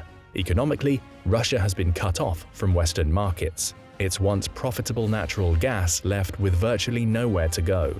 Sanctions continue to cut into its ability to supply its military and civilian population with the specialized industrial and technological parts it needs to function effectively. Militarily, there's little evidence the latest round of mobilization will provide the tactical momentum Russia needs to win over the long term. Rather, it's more likely that untrained Russian conscripts or mobiks will continue to be fed into the meat grinder to little effect. Will Putin back down? You can almost guarantee he won't. He's already raised the stakes too high. His people, his propagandists at least, expect too much of him. He's paranoid. He must deliver on his promises. The Ukrainians, as long as they live and breathe, will never accept the Russian occupation on any scale. As a final recourse, Putin still has his nuclear umbrella, something he knows the West won't gamble on. From our vantage point today, it seems as though Putin's Russia, if it continues its present course, will almost have to go rogue. It won't end the war with a negotiated settlement unless something drastic changes, but as attrition whittles down its once vaunted military power, it will be forced to engage in its antebellum tactics, only far more aggressively. It will rely on asymmetric warfare and hybrid operations to destabilize the West. It will increasingly act like a global version of its now closest remaining ally of consequence, Iran, completely decoupled from the international community, pursuing a revanchist foreign policy using drones, proxy wars, missile strikes, espionage, and more, all while using its nuclear umbrella to deter Western retaliation. Nuclear threats will continue to grow in intensity. Cyber operations will increase in kind. Putin will target vulnerable pipelines and transoceanic fiber optic cables. Russia will continue to fund and sponsor disinformation and misinformation campaigns. Russian bots named Peter and Frank will enter your feeds at election times in the hopes of trolling you into voting for their candidate of choice. The bloodletting in Ukraine will continue. The threat of escalation will remain omnipresent. And that isn't good, because as one think tank put it, a rogue Russia still represents a geopolitical crisis of the highest order. It's a threat to global security, Western political systems, the cybersphere, space, and food security, not to mention every Ukrainian civilian. Let's be clear, Ukraine has blunted, if not outright neutered, Russia's conventional military power over the past year. That feat alone is remarkable. But this war won't end anytime soon. Russia remains a dangerous foe, and elsewhere, especially outside Ukraine, the bear can still bite. Make no mistake. So where, outside Ukraine, could the US see itself fighting Russia, and how would it do so? One of the geopolitical hotspots for a possible confrontation between Russia and the US is in a random chunk of territory wedged between Lithuania and Poland, known as the Kaliningrad exclave. This sparsely populated patch of land is Russia's gateway to the Baltic, a heavily defended former German port city ceded to the Soviets in the aftermath of World War II. Kaliningrad's geography is tricky. The port is literally surrounded by NATO countries. Strategically, it's an A2AD, or anti-access area denial nightmare for NATO, home to thousands of Russian forces, advanced fighter jets, and nuclear-capable Iskander-M missiles. The exclave is connected to Belarus by a narrow 40-mile land bridge known as the Suwalki Gap, which itself cuts into the only two highways and lone railroad connecting Poland to NATO's exposed Baltic states. Since NATO assets cannot traverse the Suwalki Gap without coming under the guns of Russia's military in Kaliningrad, the wide-open rural region is a crucial choke point that Russia would almost certainly exploit if it ever sought to cut off the Baltics from NATO. Finland's accession to NATO has caused tensions in this region to flare once more. In a matter of 1 year, NATO's border with Russia has doubled, adding over 800 miles of densely wooded, difficult-to-patrol tundra. The Baltic Sea has come firmly under NATO's protection, with Kaliningrad the only Russian outpost in an otherwise Western-friendly sea of states. Putin has had grievances against the West for years, and nobody, certainly not now, should bother trying to predict his next move. But prediction and preparation is the express job of America's military strategists. Were Putin to try to secure the Suwalki Gap to Kaliningrad or gain a foothold in Finland, Lithuania, Estonia, or any of its past satellites, the US and its allies must try to discern his regional capabilities and prepare for an open conflict. But what would this look like? How does the Russian way of war differentiate from the American approach? America is fortunate, at least far more fortunate than Russia in this hypothetical. Its robust network of military alliances and partnerships throughout Europe mean it will be far from alone in a war against Russia. Before the war in Ukraine, both Russia and NATO had respected the terms of the 1997 NATO-Russia Founding Act, committing both sides to avoid reinforcing or permanently stationing forces on the territories of the former Warsaw Pact states or their neighboring Russian borders. Russia abrogated itself from these terms when it invaded Ukraine. Now, NATO has a clear pathway to bolster its presence in these critical areas using measured multinational deployments and the increased rotation of permanently based American troops. The fact America's force posture would be complemented by the presence of British, Polish, Italian, Spanish, French, Estonian, Latvian, Lithuanian, Finnish, and many other allied partners speaks to the logic of the American way of war, which in the modern era has become multinational and collaborative to the core. There is strength in numbers and resolve in collective resilience. These force multipliers are not something Russia could count on in a direct confrontation with NATO. In fact, it can only really count on direct, cooperative assistance from Belarus, and amid its attempts to keep out of the Ukraine war, Belarusian loyalty to Russia is an especially unproven commodity. While Russia has struggled to coax Belarus to fight alongside it, NATO's military personnel now exceeds 5.4 million, 4 times that of Russia. According to Statista, NATO also has about 5 times as many aircraft, 4 times as many armored vehicles, and 3 times as many military ships. Not to mention the backing of the world's biggest defense spender, the US itself, with 1.39 million troops alone, and a defense budget of $801 billion in 2021, dwarfing second-place China with a net spend of $293 billion, and Russia, who spent a paltry $65.9 billion that same year. Before Russia invaded Ukraine, each year it conducted massive, multi-day military exercises demonstrating its military power. NATO has done the same, ramping up its collective exercises over the past year in response to Russian aggression. While these exercises show little more than NATO's theoretical military effectiveness, the war in Ukraine has brought Russia into stark relief, and it has certainly been found wanting. Russia is in the midst of a new military reform, something its Ministry of Defense announced at the end of 2022. Most see this as little more than a haphazard attempt to patch a sinking ship. They're trying to grow their modern military to the size it was over 2 decades ago.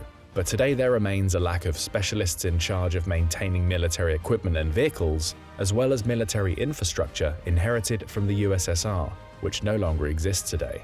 Additionally, there were tens of thousands of auxiliary positions like military financial officers and army construction workers, which have also ceased to exist. In other words, noted Russian military journalist and military analyst Pavel Felgenauer, the nominal size of the armed forces cannot be increased in a realistic and meaningful way. Russia lacks qualified junior officers. There's nobody to command the conscripts they're throwing into battle. The army of 1.5 million soldiers Russia dreams of is little more than a bureaucratic fantasy. Still, Russia is frantically trying to restore its depleted forces to the numbers it boasted prior to the invasion of Ukraine. It isn't working. Its armed forces today are lacking in some areas of modern military technology, including drone capability, electronic components, and radar and satellite reconnaissance, Felgenauer told the media. Yes, we have weapons, but our reconnaissance capabilities are weaker than our attack capabilities. So we have a long-range, sometimes precision-guided weapon, but we don't always know where the target is. But what if Russia went into a full-scale war with the West despite these obvious weaknesses? Let's say for the sake of argument that Putin goes rogue. He sees Finland's NATO membership as the final straw. He still doubts the West will risk starting World War III, and he is desperate for a quick victory in Europe. He throws everything into the Ukrainian cauldron, and it all goes wrong. Armed with Western tanks and eventually aircraft, Ukraine mounts a series of counter-offensives that all but push back Russia to its own borders. Decisively defeated on the battlefield, the enemies of Lukashenko's pro-Russian faction in Belarus stage a coup and oust the leader from power. In the cascading crisis, weathered Belarusian volunteers, which for years had fought in Ukraine, return home and help throw the Russians out of their homeland. Belarus thus switched sides, leaving the Russian garrison at Kaliningrad entirely surrounded by enemy forces. The Suwalki Gap is no longer a concern for the West, but it is for Russia. Over time, Poland, Lithuania, and other NATO countries pressure the Russian garrison to demilitarize. Morale sinks. They are at the whims of NATO naval forces in the Baltic, Swedish missiles on the neighboring island of Gotland, and all but blocked from their homeland. Putin decides the time is ripe to present NATO with a sort of final act. He invades Belarus and, hoping to regain a foothold in Eastern Europe, Putin decides to test NATO's resolve, launching an attack on the Suwalki Gap and small villages along the Estonian, Latvian, and Lithuanian borders. He uses Kaliningrad's Iskander missiles and naval missile corvettes to cover his advance. With the bulk of its reserve forces in Poland and Finland, Putin's forces overwhelm the unprepared NATO multinational garrison in Estonia, which is briefly forced into retreat. Russia immediately begins reinforcing its positions, bracing for the inevitable counterattack as NATO triggers Article 5. NATO's tripwire strategy to place small forward presence battalion-sized deployments in the Baltic to absorb a Russian invasion while it rushed its reserves to the front could not prevent Estonia from coming under Russian control. Latvia looks like it will hold, but only just. But once Estonia fell, all of NATO's Baltic states, supported by its European, American, and Canadian allies, converged. The West has wargamed this scenario over and over again, and Russian units immediately feel pressure from NATO's Response Force and Very High Readiness Joint Task Force, a multinational brigade on a constant state of alert. The initial surge into the Baltics is complicated by Russian missile attacks on roads, bridges, and railways. The US and NATO respond by establishing air superiority over Estonia at high risk to itself, beginning with a massive cyber attack and cruise missile strikes launched by a fleet of B-52s on Russian SAM sites that overwhelm their air defenses. Learning the lessons of the Ukraine war, NATO targets Russia's vulnerable logistics infrastructure, supplying its forward Estonian presence. Superior commercial satellites, drone technology, UAVs, electromagnetic capabilities, and next-generation precision-guided munitions fired by interoperable F-35 fighters enable NATO forces to target railway hubs supplying Putin's war in a way the Ukrainians never could. Once Russia gave up their air to NATO and the US, it was essentially game over. Kaliningrad, isolated and completely surrounded, capitulates in a matter of days. NATO continues to pour manpower and material into Estonia at a rate unmatched by Russia. Its theater assets are better maintained. It has higher morale, reinforced by a clear sense of mission. It suffers fewer casualties, a result of superior airlift capabilities and hospital facilities. It engages in full-spectrum multi-domain operations, or the simultaneous attack from sea, air, land, and cyberspace, unleashing a single symphony of violence to break down advanced defenses. It has been trained for years. Through it all, NATO member countries shoulder a fair share of the burden, thus proving the NATO concept. Russian morale breaks under a withering, round-the-clock assault. The war is over in a matter of weeks. Russian forces beat a hasty retreat to Moscow, and Putin's world comes crashing down as his people, fired up after years of disappointment, global isolation, bloodshed, and military setbacks, finally turn on him. Sure, it's all hypothetical, and yes, it's fair to claim that the West has struggled against forces far weaker than the conventional peers they would face in the Baltics over the past few decades. A fair criticism, but one equally applicable to nearly every country immersed in counterinsurgencies and irregular warfare. It's hard to believe that Russia could ever succeed in an out-and-out military confrontation against the West all on its own. If the West applies the full weight of its collective military capabilities on a clearly defined enemy, the outcome for Putin would be very, very bad indeed. His only recourse, again, would be to threaten the world with nuclear destruction. Would he really go that far? What do you think? Let us know in the comments, and don't forget to subscribe for more military analysis from military experts. A potential hostile encounter with China now dominates the United States military planning, and vice versa. What would a war look like? Who would win? Before we get to that, let's take a minute to explain why our military experts have decided to discuss this potentially very real and, quite frankly, terrifying scenario. After the end of World War II and especially the fall of the Soviet Union in 1991, the United States emerged as the world's preeminent power, supreme in military, economic, technological, and even cultural influence. After 1991, the United States was so strong that some experts believed it had transcended superpower status. According to their theory, it had instead ascended into a hyperpower, a state that dominates all other states in every domain in the international system. The world had become a unipolar one, even leading some observers in the 1990s and part of the 2000s, most famously Francis Fukuyama, to declare an end of history and the final triumph of liberal democracy as the last form of human political organization. However, the 2000s and 2010s threw some cold water on this theory. Costly American military expeditions in the Middle East, the 2008 financial crisis, Russia's expansionist ambitions under Vladimir Putin, Iran and North Korea's nuclear programs, and above all, the economic and military rise of China, all undermine the notion of unipolarity. By the middle of the 2010s, the Pentagon proposed its third offset strategy, which tacitly acknowledged that the unipolar moment was, if not over, at least under threat by the emerging coalition of authoritarian powers, led by China, who were opposed to the international order led by the United States. The United States was therefore shifting its military posture away from the counterterrorism and counterinsurgency campaigns which dominated its strategy following 9/11, when the unipolar moment was near its height, and toward competition with and deterrence of other states, especially China. This is why the US is currently heavily oriented toward preparing for a potential adversarial encounter with China. Let's dive into what kind of conflict might unfold and which side could emerge victorious. We can begin with a comparison of the size of the two forces. With 1.4 billion people, China is the second most populous country in the world, having been surpassed by India in April 2023. It has the world's largest military with almost 2.2 million active personnel. The United States military ranks third in size with almost 1.4 million active duty personnel. When adding in reservists, the numbers increase to 3.35 million and 2.2 million respectively.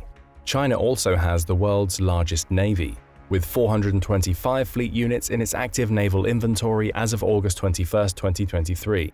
This number excludes smaller patrol ships and other auxiliaries, presumably its huge fishing fleet that has acted as a de facto maritime militia in disputed waters. Meanwhile, the United States has 243 units in its active naval inventory, excluding smaller patrol ships and other auxiliaries. The United States has the world's largest air force, with 5,217 active aircraft as of 2022. China ranks a distant third with 1,991. When counting the total number of military aircraft with all branches combined, China's numerical disadvantage in the skies becomes more pronounced, as the United States has 13,247 aircraft among all of its military branches, while China ranks a very distant third again at 3,285. When it comes to air power at sea, the United States has 2,464 aircraft, while China's People's Liberation Army Navy (PLAN) has only 437. This is an important distinction and reveals that many of China's advantages are only surface deep. The numerical difference in the makeup of the two forces is important. A war between the United States and China would take place in the area close to the Chinese mainland, in the territory around the First Island Chain, a string of countries that stretch from Japan to Indonesia. China would be able to concentrate all of its resources there, and its supply lines will be much shorter. In contrast, the United States has global commitments, with Russia exerting pressure on Eastern Europe, Iran and its allies in the Middle East, and North Korea on the Korean Peninsula. All of these hotspots demand America's attention, The United States would also need to ship its supplies and replacements across the Pacific. These supply lines would be long and vulnerable to attack, the tyranny of distance. The United States has qualitative advantages, however.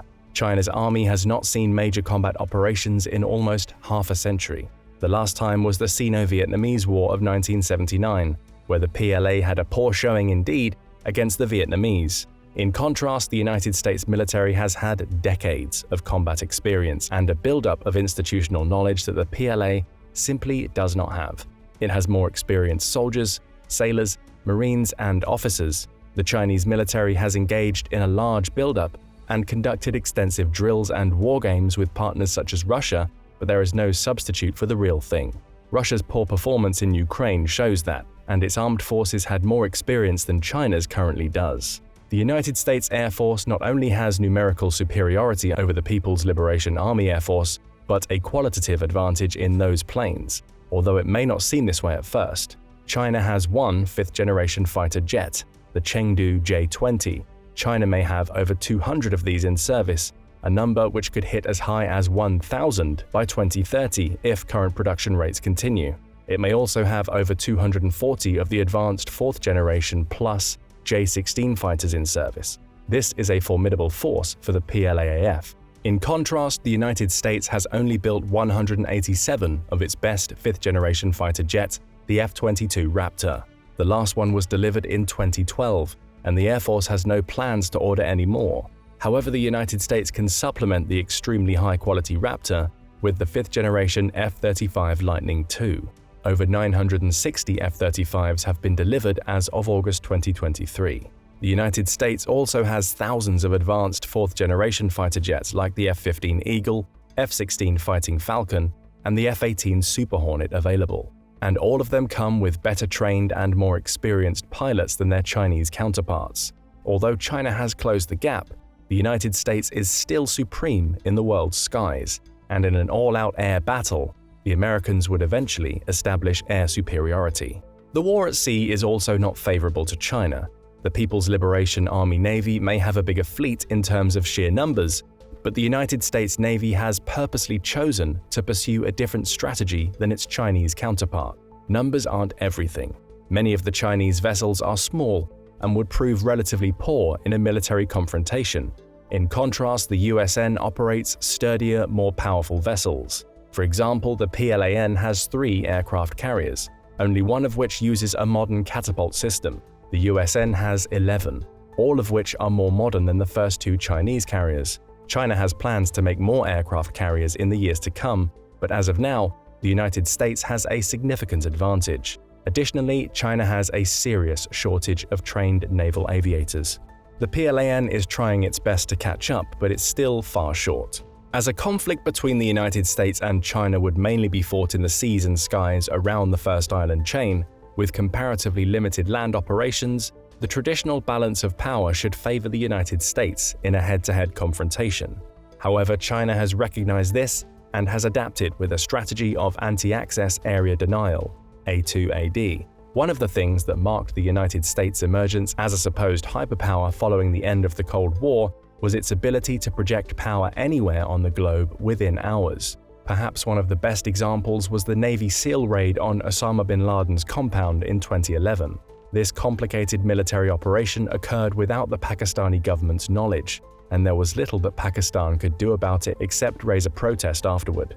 After the end of the Cold War, the United States had no peer competitor in the international system, which could prevent it from using its military resources in the way it wanted. However, this began to change with China's military buildup. China's A2AD strategy sounds complicated, but it's relatively simple. First, it is to deny its adversaries freedom of movement in the disputed region, anti-access. To do this, it will utilize certain assets, especially cheap precision ballistic and cruise missiles, to destroy key targets in offensive strikes. The second leg of the strategy is to use defensive systems to deny the enemy the ability to operate in territory controlled by it or other friendly powers. For example, China would try to use its stockpile of thousands of cheap ballistic missiles to destroy expensive American ships, especially aircraft carriers, bases, and long supply lines to prevent the United States from moving into disputed regions like the South China Sea or the Taiwan Strait. Cheap ballistic missiles destroying expensive carrier groups would not only prove deadly and costly, it would prevent the United States from being able to project its power into the First Island chain and the Chinese interior. This is the opposite of what happened during the Third Taiwan Strait crisis in 1995-96, when the United States sent 2 carrier groups to the area. The Chinese did not have the resources to deal with this projection of American power and had to back down.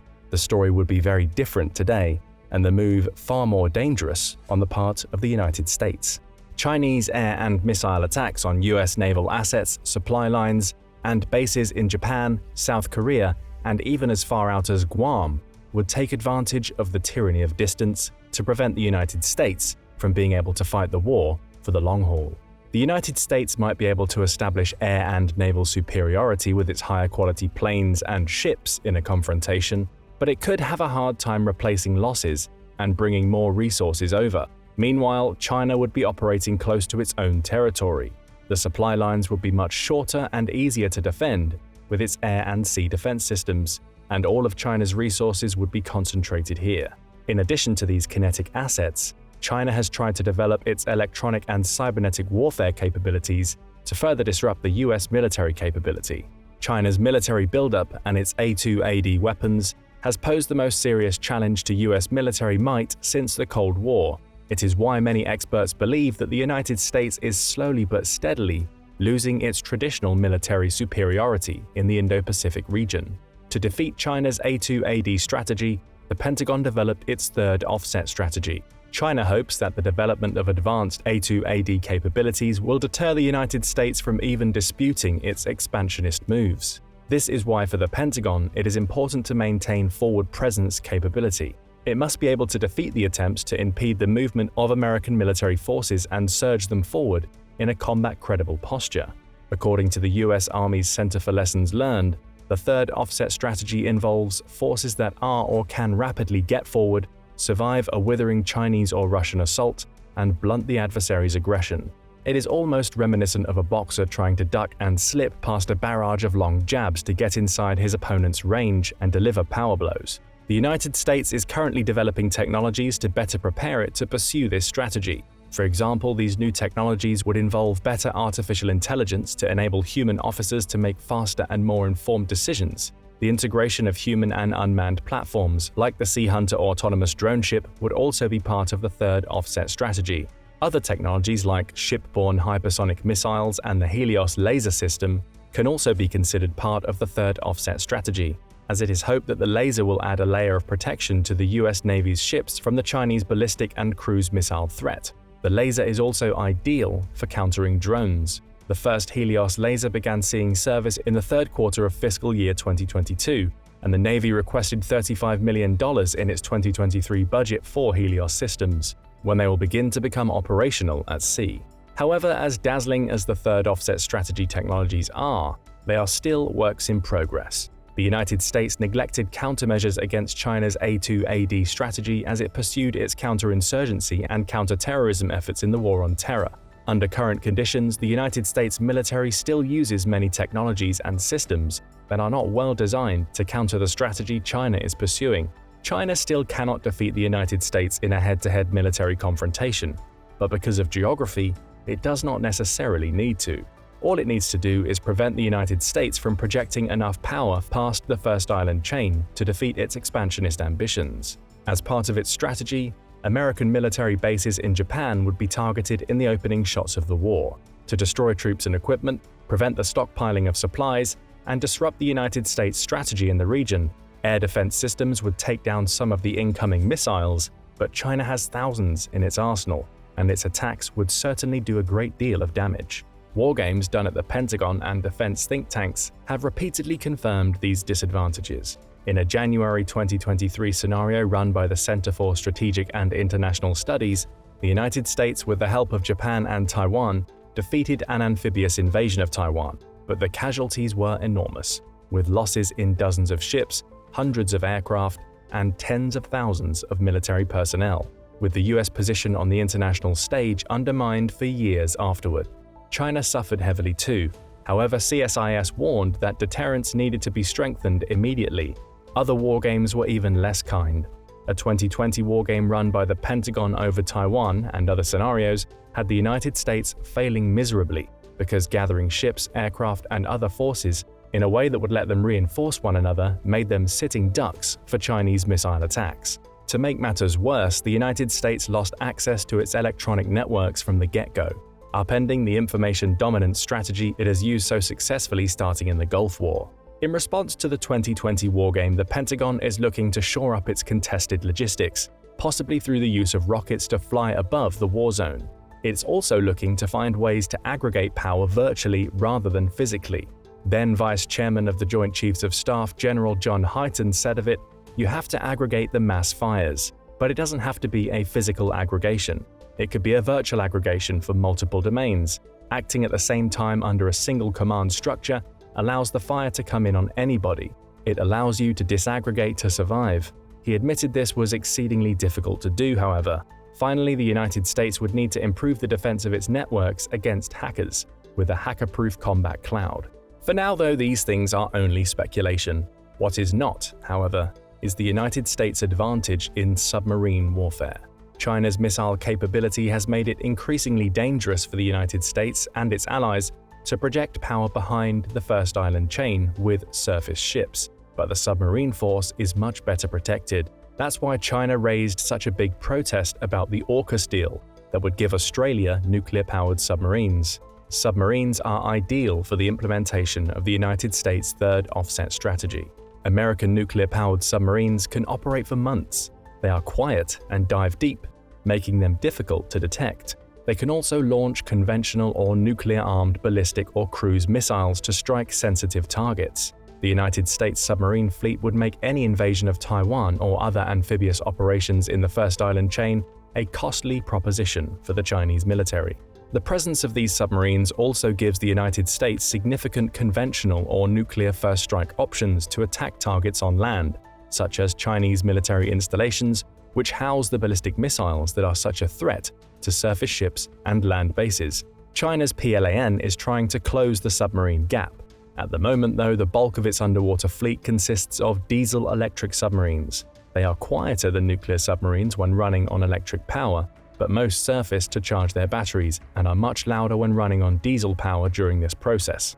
As of March 2023, China has a fleet of 56 submarines, but only 6 of them are nuclear-powered. The disparity means that the United States can carry out stealthier and longer operations under the water than China's Navy can. If a war did break out between the United States and China, the US submarine fleet would swing into action and attack Chinese naval assets, land bases, and shipping. The latter is especially important and reveals the United States' ace in the hole. China depends heavily on foreign food and energy imports. From its perspective, China's attempt to expand its influence in the South China Sea can be seen as an act of self-preservation. Critical shipping routes worth trillions of dollars go through these waters. Whoever controls them not only controls those dollars, but the ability for the countries in the area to access the resources. If China succeeds in closing the South China Sea shipping lanes, Japan, South Korea, Taiwan, and other American allies in the region would have a far harder time importing the resources they need. The same principle applies with China, however. A blockade of strategic shipping lanes such as the Strait of Malacca and the Strait of Luzon would cripple the commerce China depends on that comes through these straits, and much of its commerce is vital for its basic needs. While some of the Chinese missiles can reach that far, the assets being used to enforce the blockade would be better protected by distance and have more time to react to an attack. China is testing hypersonic missiles and is regarded as being ahead of the United States in the race for these weapons that would help its offensive reach. However, they are not ready for prime time and have not been widely deployed in the Chinese military yet. China would also greatly risk its naval and air assets in an attempt to disrupt the blockade. It would be the type of head-on confrontation with the United States Navy and Air Force that would put the Chinese military at a disadvantage. China may be the world's largest manufacturing nation, but it is still unable to feed or fuel itself, while the United States can. This would be the ultimate disadvantage in a wartime scenario, reminiscent of Germany's geographical disadvantages in World War I, when the Allied blockade deprived Germany of resources and slowly strangled it into starvation and submission. In a full-scale war, the United States would attempt a similar strategy. While China's missiles would ensure that the United States could not pull off a blockade in the same way the Royal Navy did in World War I, China would still be hard-pressed to break through it. So while the United States would be in danger in a confrontation in an area like the South China Sea or the Taiwan Strait, it would not necessarily need to go there until China is steadily worn down by the blockade and attrition. The United States still has a military advantage over China, but China is trying its best to close that gap. With its population starting to decline and economic growth slowing down, the dangers of a war breaking out in the Indo-Pacific may be increasing, since the Chinese Communist leadership may begin to feel like its window of opportunity to remake the order in the region is closing. Regardless of how it would be fought, a war between the United States and China, even if contained, would be bloody and come at a huge price tag. Deterrence and diplomacy are more vital than ever. But what do you think? Who would have the advantage? Let us know in the comments, and don't forget to subscribe for more military analysis from military experts. Will Putin launch an attack on the USA? The possibility of a Russian attack on the US has been a top national security concern for decades. Since the earliest days of the Cold War, US policymakers have run war games and maintained preparations for a range of possible attacks. Now, with the war in Ukraine raging and US-Russia relations at their worst point in decades, it is a question which has returned to the minds of many. While such an event is still extremely unlikely to occur, it raises several hypothetical questions. What could a limited or not so limited Russian attack on US assets look like? What's our best guess at how things might play out? And what chance, if any, would Russia stand in a real war against the American military and NATO? One thing's for sure, Putin is not happy about the West repeatedly coming to Ukraine's aid in the Russo-Ukrainian war, and with Russia's army failing miserably on the battlefield, it may only be a matter of time before Putin's threats to either back off and stop helping Ukraine or face a showdown start coming in. Here's how it could go down. It's late 2023. The Russian invasion of Ukraine has been raging for over a year and a half, with both sides taking enormous amounts of casualties. But armed with more and more Western firepower and training, the Ukrainian military has pushed Russian troops out of most of eastern Ukraine. Russia's mass conscription and brutal human wave tactics have not been enough, and it has lost nearly all of its conquered territory outside of Crimea. Increasingly desperate and fearing that oligarchs or commanders will soon topple him from power, Vladimir Putin decides to pull out all the stops. He threatens to do anything necessary to stop the West from further arming Ukraine and to regain Russia's historical sphere of influence, but most assume he is still bluffing. However, indications from US intelligence hint that this time it might be something more serious.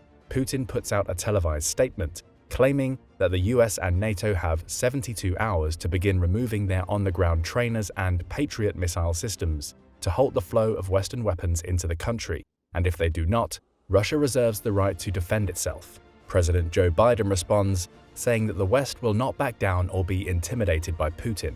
For a brief moment, everyone falls silent, but the peace doesn't last long before the storm hits. Several days pass, with continued heavy fighting in Ukraine, but no more threats. Then, suddenly, an innocent software update from the week before crashes internal servers from the White House, Department of Defense, NATO High Command, and Ukrainian armed forces, as well as more than a dozen defense-associated companies using advanced malware. At the same time, a mass-distributed denial of service or DDoS attack overwhelms secondary computer systems, flooding them with traffic and crashing them. On the malware-infected computers, a message appears demanding that the US halt its support of Ukraine or face further consequences. What now? According to experts like retired General Herbert Hawk Carlyle, former head of the Air Combat Command, such escalation in cyberspace would likely follow a period of heightened tensions and warnings, and in an all-out conflict, the US and NATO would have to initially counter Russian cyber capabilities. Because of advance warning from intelligence agencies, the US would most likely have the time to prepare for a physical Russian attack by increasing its combat capacity in both Europe and Alaska. But it could get darker. A conflict opening with a hostile cyber attack could come with much less warning, and provide Russia with a small early advantage against vastly superior US and NATO capabilities. Alright, so Putin is officially gearing up for a fight. What comes next? As US, NATO, and Ukrainian authorities scramble to bring their essential computer systems back online, Intelligence agencies begin to pick up increased activity at Russian missile launch sites on both Ukrainian and Polish borders, as well as at major military installations around Vladivostok and Kaliningrad at two ends of the country. In response to the cyber attack and troop movement, the Department of Defense moves the US to DEFCON 2. In this posture, only ever used during the 1962 Cuban Missile Crisis, the US would have the Army, Navy, and Air Force poised for combat and ready to deploy in hours. US and NATO Cyber Command then quickly mount a retaliatory cyber operation, which could involve substantial disruption of Russian communications and activation of malware attacks on critical computer systems, power grids, and military bases. But let's say Putin takes it a step further. As both Western and Russian computer systems are still recovering that same day, the Russian Air Force begins flying sorties into NATO airspace over Poland. Then, suddenly, Russian missiles fired from the border of Ukraine strike 3 air bases in Poland and Romania involved in supplying military assistance to Ukraine. Despite air defenses, there are roughly a dozen US and NATO casualties and significant damage to the base's infrastructure. Some of the missiles miss their target and hit nearby areas, killing another dozen civilians. Putin releases a statement promising further such attacks on other targets if NATO and US assistance to Ukraine does not end. Within minutes, news of the attack reaches the US president, transmitted via a network of 6 jamming-resistant satellites which provide real-time communications to the US, Canadian, Dutch, Australian, and British militaries. Let's pause for a moment to hear what military experts have to say about the likelihood of this type of event sequence. In a December 2022 paper, the RAND Corporation, the DoD's think tank, outlines 3 possible scenarios for a Russian first strike on a US or NATO target: demonstrative, focused, or less restrained. This hypothetical is their Scenario C, a focused attack, the third most severe of their 4 Russian strike possibilities. At this point, DoD and NATO leadership would have to decide whether to continue escalation and retaliate with kinetic strikes of their own, or to back down and try to defuse the situation.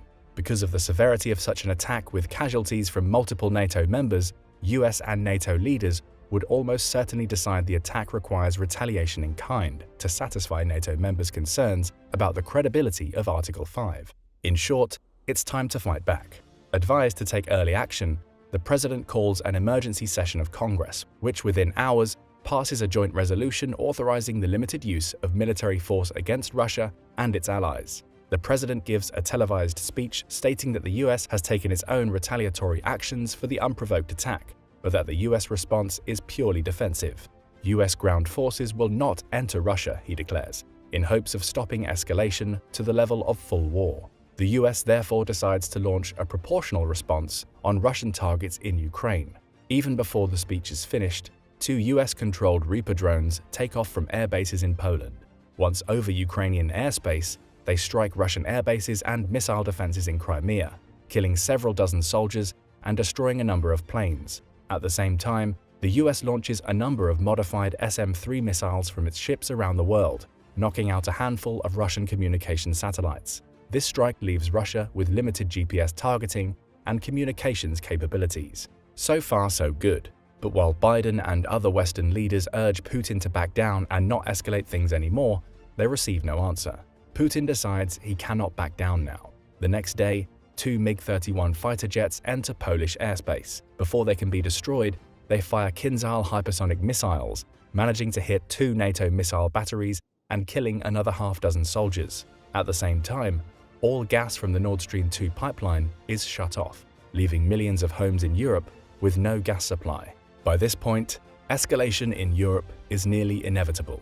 NATO calls an emergency summit, and after 2 days of initial resistance from Turkey and several other states, Article 5 is officially invoked. But top NATO officials stress that their operations against Russia will be limited and purely defensive. Defensive, but powerful. With Article 5 invoked, the first priority of NATO troops is to take out Russian air defenses near Europe, before striking air bases and missile launch sites to try and stop shelling of NATO assets. So after multiple missile salvos from US submarines and aircraft carriers in the Black Sea and Mediterranean wipe out most of Russia's western surface-to-air defenses, fighter jets and long-range bombers from NATO countries begin to engage in aerial dogfights with Russian planes across Eastern Europe.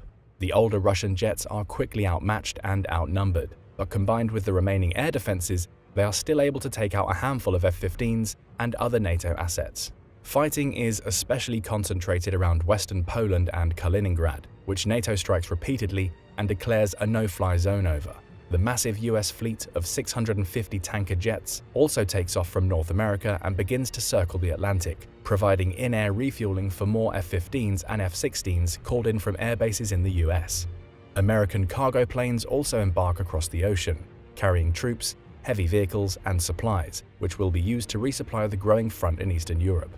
And this is just the beginning. At the same time, all US troops in Europe are recalled from leave to be mobilized. The US Army's 173rd Airborne Brigade Combat Team in Italy and its 2nd Cavalry Regiment in Germany join NATO forces from across Europe and engage Russian troops on the borders of Finland, Estonia, Latvia, and Poland. While Russia's failures in Ukraine make the prospect of them taking another national capital doubtful at best, Russian missiles and artillery begin striking towns near the border, causing immense damage to the area's infrastructure and killing dozens more civilians. More cyber attacks are also unleashed against the power grids in Estonia, Poland, and Lithuania, causing rolling blackouts. US air defenses in Poland are able to down some of the incoming missiles, but many which were fired indiscriminately still get through. Putin also orders a full-scale draft and mobilization of all young men in Russia, seeking to get cannon fodder to the front as quickly as possible. Great! More fresh-faced Russian conscripts heading to the front lines. Has Putin learned nothing from his past mistakes? Regardless, let's take a look at what's happening in Europe while all this is going on. As you can imagine, things get pretty bad. While many national leaders urge people to remain calm, commercial air and rail traffic in Eastern Europe grinds to a halt, and the stock market begins to crash, creating panic. Nord Stream gas remains cut off, and refugees fleeing the crisis also continue to move west, stoking fears of a mass humanitarian crisis across Europe.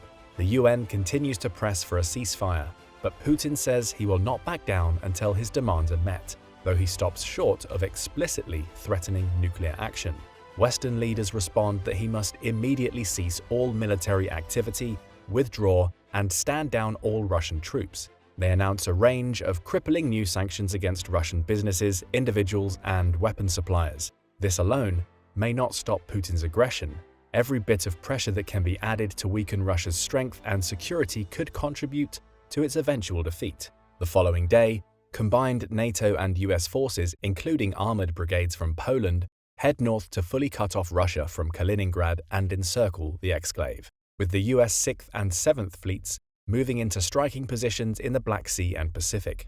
While Russia could likely muster some ground troops outside of Ukraine, they would be unlikely to launch a full invasion of any Baltic country in a conflict with the US or NATO, especially since the Baltic troops are far from Russia's best. As noted by Mike Kaufman, Russia analyst at the Center for Naval Analysis, Russia's military modernization and force structure expansion had been ignoring the Baltic region until only recently. Despite provocative air and naval activity concentrated in the area, Russian forces based there are principally defensive and aging to boot.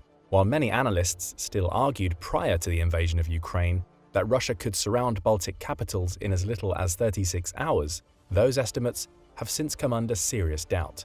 In a serious confrontation with multiple NATO member states, Russia would likely take significant early losses and be forced to rely mostly on irregular warfare, missile strikes, and artillery. So back-and-forth missile strikes and aerial dogfights rage, along with artillery barrages and ground combat on Russia's borders with the Baltic states, while the United Nations continues to call for a ceasefire. Things are about to escalate. At this point, nearly a week into the growing conflict, Russia's resources are already strained to the point of total depletion. But Putin desperately needs something to make a statement and try to force the West to give him concessions. What will he do? Assuming that he does not opt for the nuclear option, fingers crossed, right? One possibility is to use Russia's vast geography to its advantage. So in an attempt to stretch out US resources, Russian fighter jets attempt to launch preemptive strikes against several US military installations in Alaska. These attacks are primarily aimed at disrupting communications and destroying military assets before they can be mobilized to attack Russia from the Pacific. While US missile defenses stop nearly all the strikes, several damage US communications arrays. Russia also launches another round of DDoS cyber attacks against US computer networks, in order to further disrupt communications and try to sow confusion among American forces. In addition to this, submarines from Russia's Pacific Fleet begin to move, putting more of their long-range missiles within striking range of US bases in the Pacific. The US Navy responds by moving the 3rd Fleet to strategic locations up and down the west coast, and the 7th Fleet into a blockade off Russia's eastern coast, as part of an effort to counter Russia's naval presence in the Pacific. The US Air Force launches bombers from bases in Japan, Guam, Hawaii, and Alaska towards key targets across eastern Russia, striking military facilities at Vladivostok, Yuzhno-Sakhalinsk, Kamchatsky, Magadan, and elsewhere, while engaging enemy fighters over Alaska and northern Russia as part of a defensive operation against further strikes into American airspace. Because Russia has diverted many of its Pacific air defenses to the border with Ukraine, many US missiles find their targets, destroying numerous Russian air bases and communication centers. US Cyber Command also launches another round of cyber attacks against both Russian computer systems and missile silos, disabling more of them before they can be launched. Meanwhile, allied US and NATO ground troops dig into defensive positions on their respective borders with Ukraine and Belarus, as tensions over nuclear weapons continues to mount. In response, Russian troops and allied militias gather in Belarus, preparing to try and retake the Kaliningrad corridor, but by this point, much of Russia's communication infrastructure and military hardware is damaged or gone, and its forces stretched thin, forcing Putin to rely more heavily on asymmetric warfare or shock value. Desperate times call for desperate measures, sure, but do they work? The following day, Russian allied militia groups begin to launch guerrilla-style raids across the borders from Belarus, Kaliningrad, and Transnistria, attacking both civilian and military targets. Running out of both ammunition and artillery, they use improvised explosive devices, or IEDs, and other makeshift weapons to terrorize villages and towns. NATO forces respond with more heavy artillery and shelling and precision missile strikes for the next 2 days, aiming to cut off the flow of insurgents across the borders. Since Russia's military assets are now significantly depleted, its proxy forces fail to retake either the Kaliningrad corridor or more territory in Ukraine.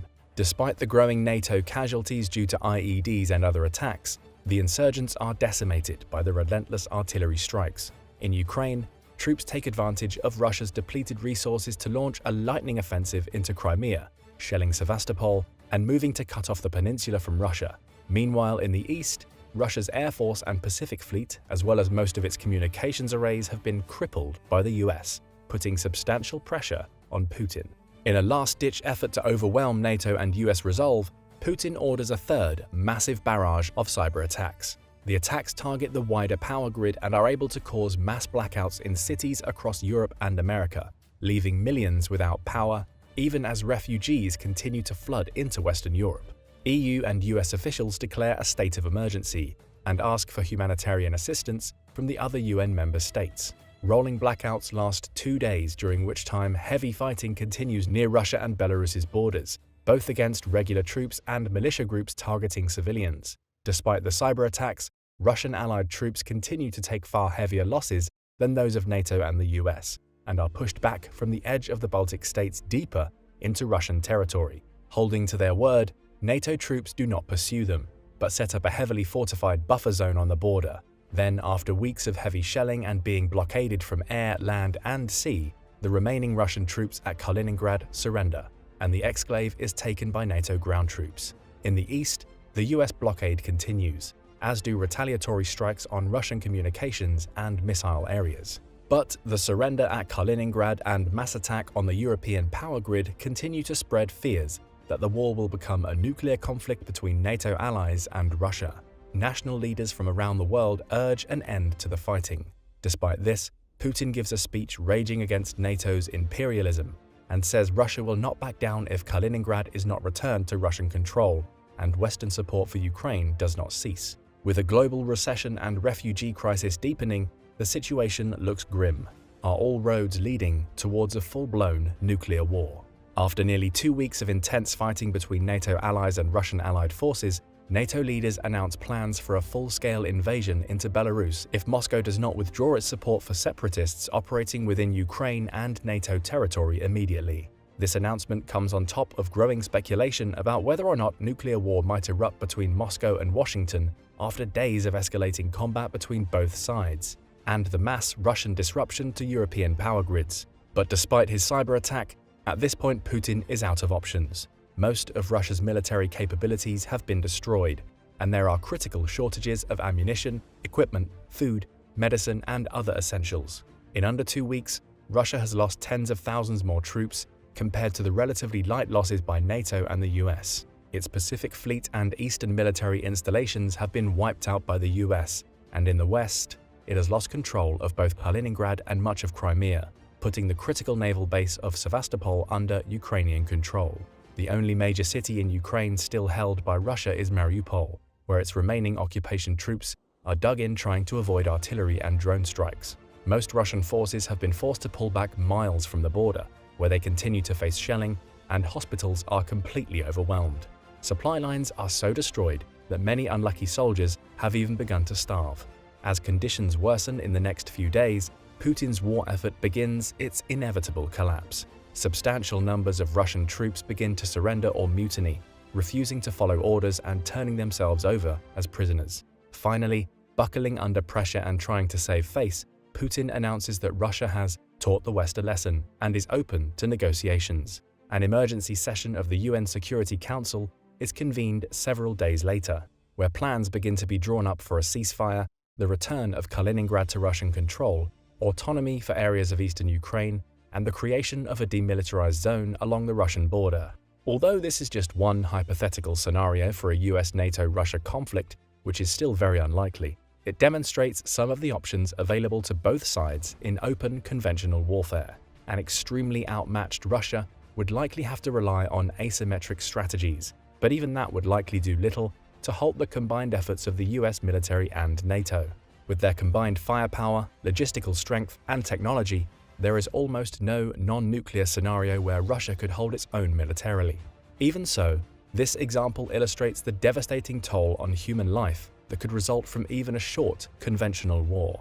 But what do you think? What would happen if Russia attacked the US? Let us know your thoughts in the comments below, and don't forget to subscribe for more military content. If you go ahead and spin the proverbial wheel of global worry today, there's a good chance you'll land on the words China and World War III. Unfortunately, there are several reasons for that, and they all lead to the question no one wants to think about. Is China getting ready for World War III? It's true that nowadays you can't go far without someone talking about the perils of Taiwanese reunification, artificial Chinese islands, Cold War 2.0, or the specifications of the latest hypersonic missile.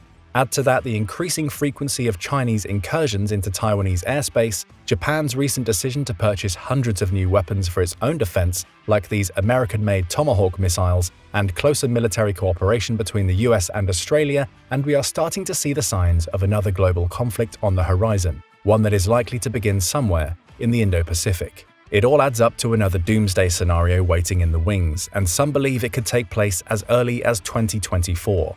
Does China have a World War III plan in place, and if so, what does it look like? China's rise over the past few decades seems to indicate that the worrisome and likely answer to the first question is yes, and here's why.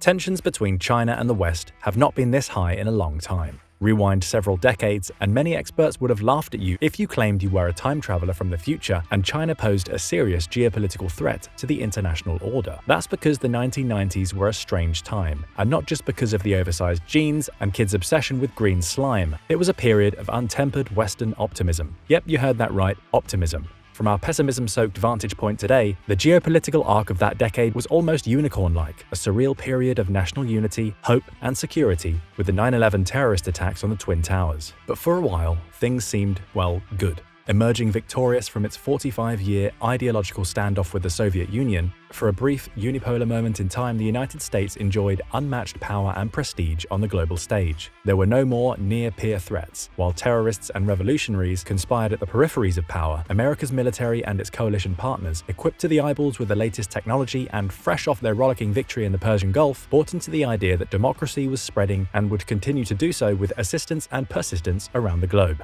It was in this geopolitical climate it that things really started to change for China, not that many Western observers really noticed. Between 1949 and 1971, it had existed behind the Bamboo Curtain, a totalitarian dictatorship under the authoritarian communist revolutionary Mao Zedong. Things changed when the United States sought rapprochement with China in the 1970s, thereafter reopening diplomatic relations and turning China into a willing Cold War partner through strengthening economic relationships and a degree of exposure to the West it had not enjoyed since World War II. China started modernizing. A lot. Americans profited, China grew. As China grew, Americans hoped the exposure to Western values and ideas would liberalize and democratize China. There were social and cultural reforms amid the modernization, yes, but not many. China's benign growth lulled the West into a false sense of security. Some pundits argue that it was in the 1990s, the heyday of American optimism, that China started really playing the long game, hatching a secret 50-year plan to achieve the great rejuvenation of the Chinese nation after a century of downturns. Entangling its economy with the United States, it grew fast enough to convince the West it deserved a place in the World Trade Organization, the WTO, something it achieved by the early 2000s. Yes, we will play by the rules of international order, Chinese leaders proclaimed, with enough zeal to make their Western partners proud. It was around then its economy started booming, growing almost 10% every year for the next 2 decades.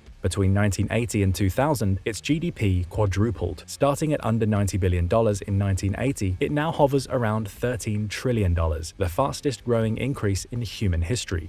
Hundreds of millions of Chinese residents were lifted out of poverty as the country's economic potential skyrocketed. As globalization continued and China received hundreds of billions of dollars of global investment, it established a trade footprint to rival much of the rest of the world, providing cheap labor that built most of the products now adorning your home while becoming competitive in cutting-edge cyber, space, and technology sectors. It has long since become East Asia's economic titan par excellence. It thrived under the auspices of global capitalism. It took on some of the trappings of the West, especially in its business and trade practices, but it never really democratized. To this day, it maintains its communist, centralized authoritarian regime under the singular vision of its latest ruler, Xi Jinping. And Xi has a vision, all right. Having covertly flourished under the umbrella of American power for several decades, China is now preparing the next phase of its grand strategy to catapult itself into the realm of peerless global hegemon, one that can impose itself in its Indo-Pacific neighborhood at will while projecting enough global influence to shape the rules-based international order in its own image.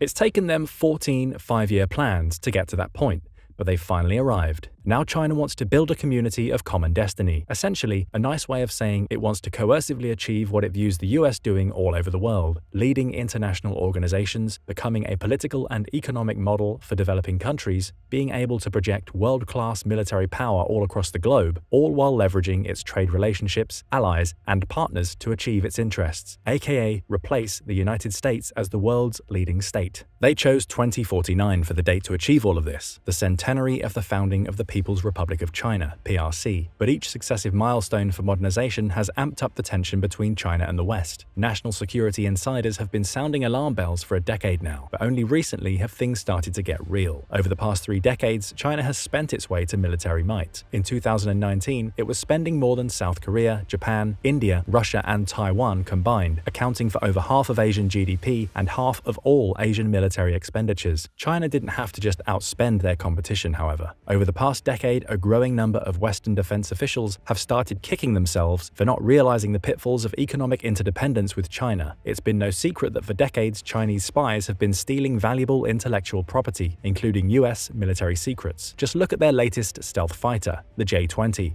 It's a surreal mashup of the latest stealth technology, the type you might get if an American F-22, F-35, and a Russian MiG-144 walked into a bar, had one too many, and started spilling their secrets within earshot of a Chinese spy. China has stolen immense amounts of data too. Some we unwittingly give them by opting in to use Chinese-owned platforms like TikTok, data that US officials claim gives them enough personal information to identify potential targets for intelligence collection and other subterfuge. Just like the West can and probably does, China uses this data to geolocate top national security targets, recruit spies, conduct massive remote cyber attacks, and steal military and technology secrets. The issue isn't just that China has shiny new advanced submarines, missiles, aircrafts, drones, and other toys to play with. It is that it's now looking like it has the logistics, infrastructure, and know-how to use them effectively. And that's something we need to explore further. As we all know, nation-states can't just fling military power around the globe willy-nilly. You have to have the national industrial base to build up your power, the domestic support to use it, the transport infrastructure to move it, agreements in place to base it, and an effective doctrine and strategy to employ it. It took the United States 4 years of total war and victory in 2 theaters to emerge as a bona fide global superpower after World War II. Were it not for the destabilization in the aftermath of that war and the exigencies of the Cold War that followed it, it would not have many of the military basing agreements or the alliances and partnerships it now enjoys around the world today. Many of those relationships and the infrastructure sustaining them took decades, even generations, to build. And today, that is something we often take for granted. But not China. They know the price of obscurity and the difficulty of restoring national power and prestige back to superpower levels. Their long-term strategy,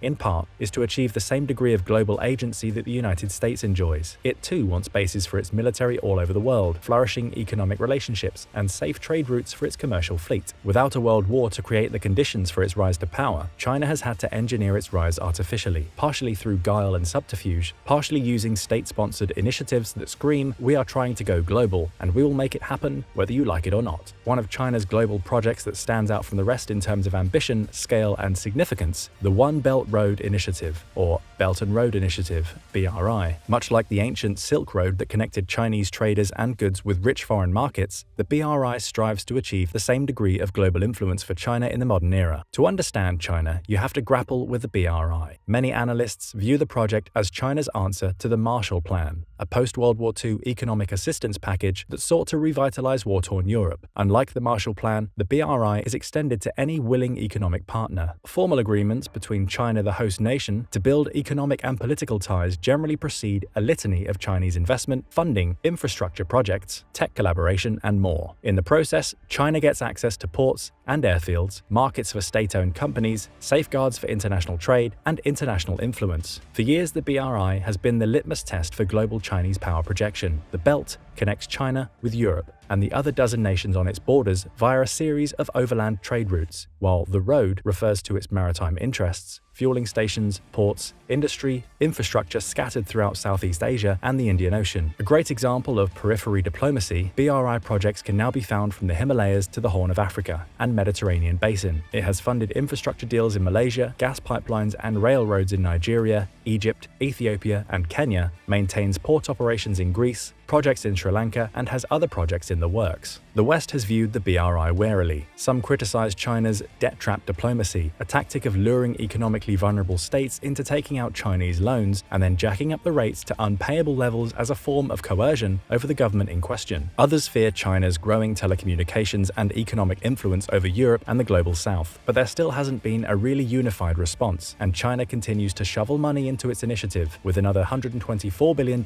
pledged in 2017. One of the big warning signs came that same year, when China decided to establish a hub in Djibouti, a developing nation strategically located in the Gulf of Aden on the Horn of Africa. China had essentially said it would never open an official military base there, and then they did, calling it a logistics facility, even though PLA Navy Marines and other forces regularly mull about with armored vehicles and artillery. It is considering similar projects in Cambodia, Myanmar, Thailand, Singapore, Indonesia, Pakistan, Sri Lanka, United Arab Emirates, Kenya, Seychelles, Tanzania, Angola, and Tajikistan, evidence of China's expanding military footprint around the globe. These military bases hold great potential for regional destabilization. Such developments are a warning that countries can become unwitting partners to PRC military expansion by giving China access to airfields and ports it would otherwise lack. A global footprint, therefore, is a prerequisite for China's national rejuvenation and has certainly empowered its actions at home. Maritime disputes in the waters around China are so common they've almost become normalized. These waters in the South China Sea are heavily trafficked, including some of the richest shipping lanes in the world. Xi Jinping made a promise not to militarize certain islands China artificially built in the South China Sea. Now the Parcel and Spratly Islands are militarized and can be used to intimidate and coerce coastal states throughout the region. The bullying continues in the East China Sea as Chinese merchant vessels regularly dominate lucrative shipping lanes. Coast Guard, military, and commercial ships deprive foreign fishermen of access to resources, and policymakers make ambitious maritime claims that are frequently rejected as lacking basis in international law. For the record, territorial waters are considered up to 12 nautical miles off a country's coastline, a fact China ignores. China wants to monopolize the natural gas,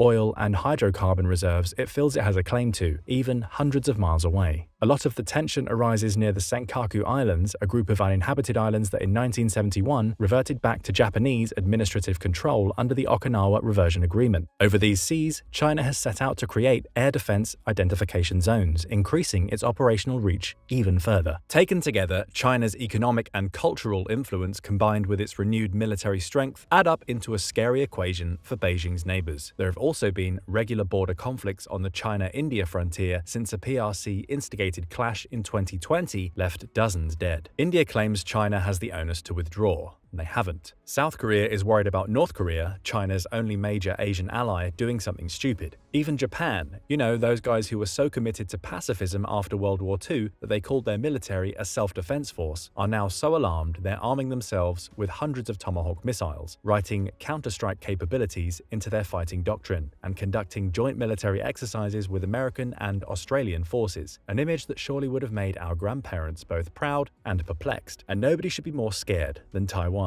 The small independent island nation will almost undoubtedly be ground zero in any World War III scenario with China. Here's why. China is bent on reuniting Taiwan with mainland China. The spat goes back to World War II, when nationalist rebels fled to the island and created a vibrant democratic society, one China refuses to acknowledge or respect. Ever since, China has wanted Taiwan back more than a prepubescent teen who accidentally traded their holographic first edition Charizard for a bag of potato chips. And this is a problem, since the United States has all but formally pledged to intervene and protect Taiwan in the event China decides to invade. And boy, has it probably thought about it. In August 2022, the China State Council produced a white paper whose table of contents made China's position on the issue explicitly clear. Chapter 1. Taiwan is part of China. This is an indisputable fact. Chapter 2. Resolute efforts of the CCP to realize China's complete reunification.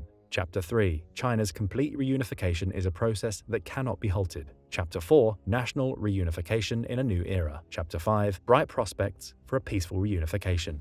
It's okay, you can tell us how you really feel, Beijing. We are one China, the paper alleges, and Taiwan is part of China. This is an indisputable fact supported by history and the law. Taiwan has never been a state. Its status as part of China is unalterable. The CPC is committed to the historic mission of resolving the Taiwan question and realizing China's complete reunification. So China is overwhelmingly focused on reunifying Taiwan. They say they won't use force.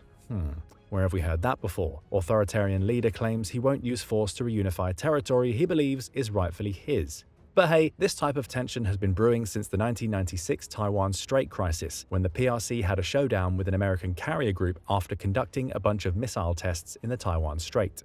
The outcome of the Taiwan issue has real global bearings. Taiwan is the epicenter of the global semiconductor industry. What's a semiconductor, you say? Anything that has an electronic chip. Your phone, your computer, your wireless modem, your electronic toys, your average ballistic missile, medical instruments, televisions, cutting-edge satellites, they all rely on semiconductors for computing. It is a $556 billion industry, one that for better or for worse hinges on the whims of a Taiwan-China-US love triangle. You see, the US sells 46% of global semiconductors, but only manufactures 12% of them. China consumes the most, importing $378 billion worth and putting what it buys into 35% of the world's devices. And Taiwan, as you might expect, has 53% of the global semiconductor market share and produces 90% of the world's most advanced ones you might see in cars, smartphones, and military tech. That's a serious share of the market. Interdependence is a problem. The US is now trying to decouple itself from the Taipei-Beijing chip drama and become self-sufficient. But Taiwan's predominance on the global chip market is one reason Beijing literally cannot afford to let Taiwan continue to independently exist. It needs to set the terms of trade in the region,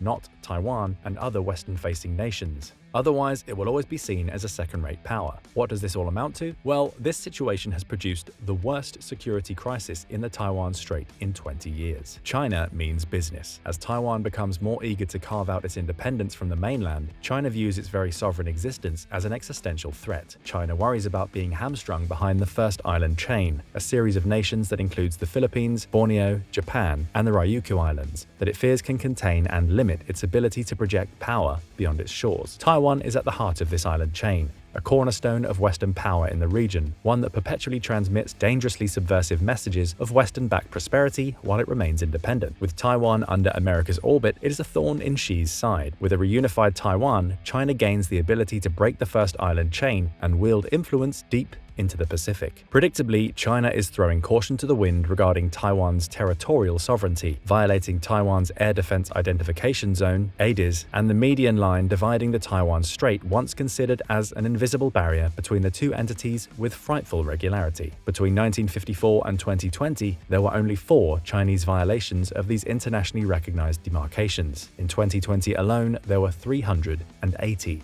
There were more than double that number the following year, with 969 incursions.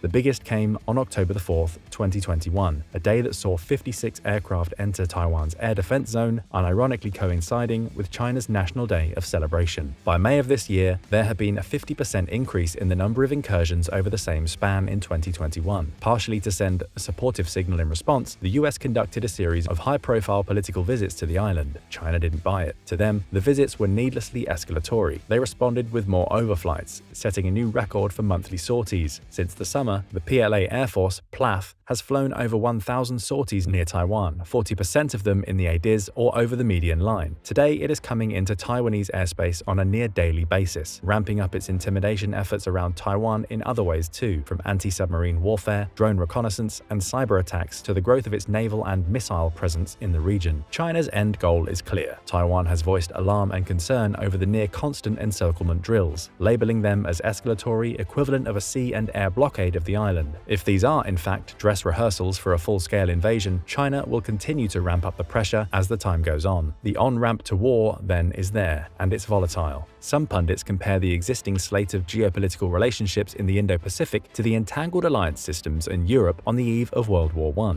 This is, at least, a line of reasoning. Hal Brands, a prominent political scientist at Johns Hopkins University, has espoused, comparing Japanese, Australian, and American collaboration as a latter-day triple entente, the pre-World War coalition that sought to contain Imperial Germany in the Western Pacific. It didn't take much for the World War I powder keg to erupt in the Balkans, fueling a chain reaction that resulted in the First World War. If history is any guide, it won't take much to escalate a regional clash in the Indo-Pacific into a global war either. It is here in Asia's maritime heartland where all the ingredients of a global cataclysm are conspiring against the post-Cold War period of peace and stability in the Indo-Pacific. One analyst observed, "It's also here where the naked edge of China's hegemonic ambitions are on full display, with dire consequences for smaller neighbors and the broader liberal international order. Here lies the defining geopolitical dilemma of our times." Well put. So how are the major players gearing up to play their part? We've already talked about China, at least their geopolitical maneuvering. Militarily, they've been following the same path, modernizing at an impressive rate to add bite to their bark as they pursue their strategy of recasting the global governance system in its own image. Its to-do list has, so far, taken a page right out of America's playbook. China has adopted the model that made America powerful, first building a moderately prosperous society in all respects, then using that as a foundation to build a truly competitive, world-class military. The fusion of civil-military power is deliberate. Industrial developments in quantum computing, AI, robotics, and biotechnology not only help China become competitive in the civilian sphere, these technologies can be appropriated to help the Chinese network their military forces. And make no mistake, this is something it is eagerly doing. To create a state-of-the-art air force, it has set a goal to fully network its combined and joint chains of command by 2027. Advancing dual-use technologies, ones that can benefit civilian and military infrastructure alike, will enable rapid information exchange between its army, navy, air, rocket, and yes, even space forces. Easily setting the Chinese military apart from anything America's nearest peer, the Russians have been able to achieve in Ukraine if they succeed. For a while now, the CCP has portrayed a West in relative decline. This narrative fuels Beijing's hopes it can supplant the United States as the preeminent global superpower. And to be fair, things in the United States haven't been all that peachy over the past decade or so. Race riots, populism, rampant misinformation and fake news, capital uprisings, COVID, political polarization, mistrust, and fear have exposed internal fractures and brought American democracy to its weakest point in generations. But America has been gearing up for its marathon clash against China for years now, in the hopes that if things did spill over into a full-scale war, it would be ready. American leaders, regardless of political party, are now mostly unified on this. They know the coming struggle will be ideological and cultural as much as it will be an in-and-out technological, economic, and military competition. Still, it wasn't really until 2018 that the United States officially changed its strategic posture to address China's rise. At the tail end of 2 fruitless decades in the Middle East, its national strategy shifted to recognize China, not terrorists or Russia, as the main peer adversary. This year, the Biden administration updated its national security strategy but did not depart from the rhetoric or strategic competition that pervaded earlier iterations. American strategy emphasizes this as the decisive decade, to get ahead and win the competition for the 21st century. Some people criticize American strategy for reviving antiquated Cold War mentalities, painting over Soviet tropes with Chinese skins in another zero-sum adversarial competition that could needlessly escalate into war. Vastly different political systems aside, there are more similarities than differences between China and the United States than there were between the US and the Soviet Union, especially in the realm of economics. The two competing powers are not mutually exclusive, but disagreements and mistrust are common enough destabilizers that many fear the status quo can't be maintained for long.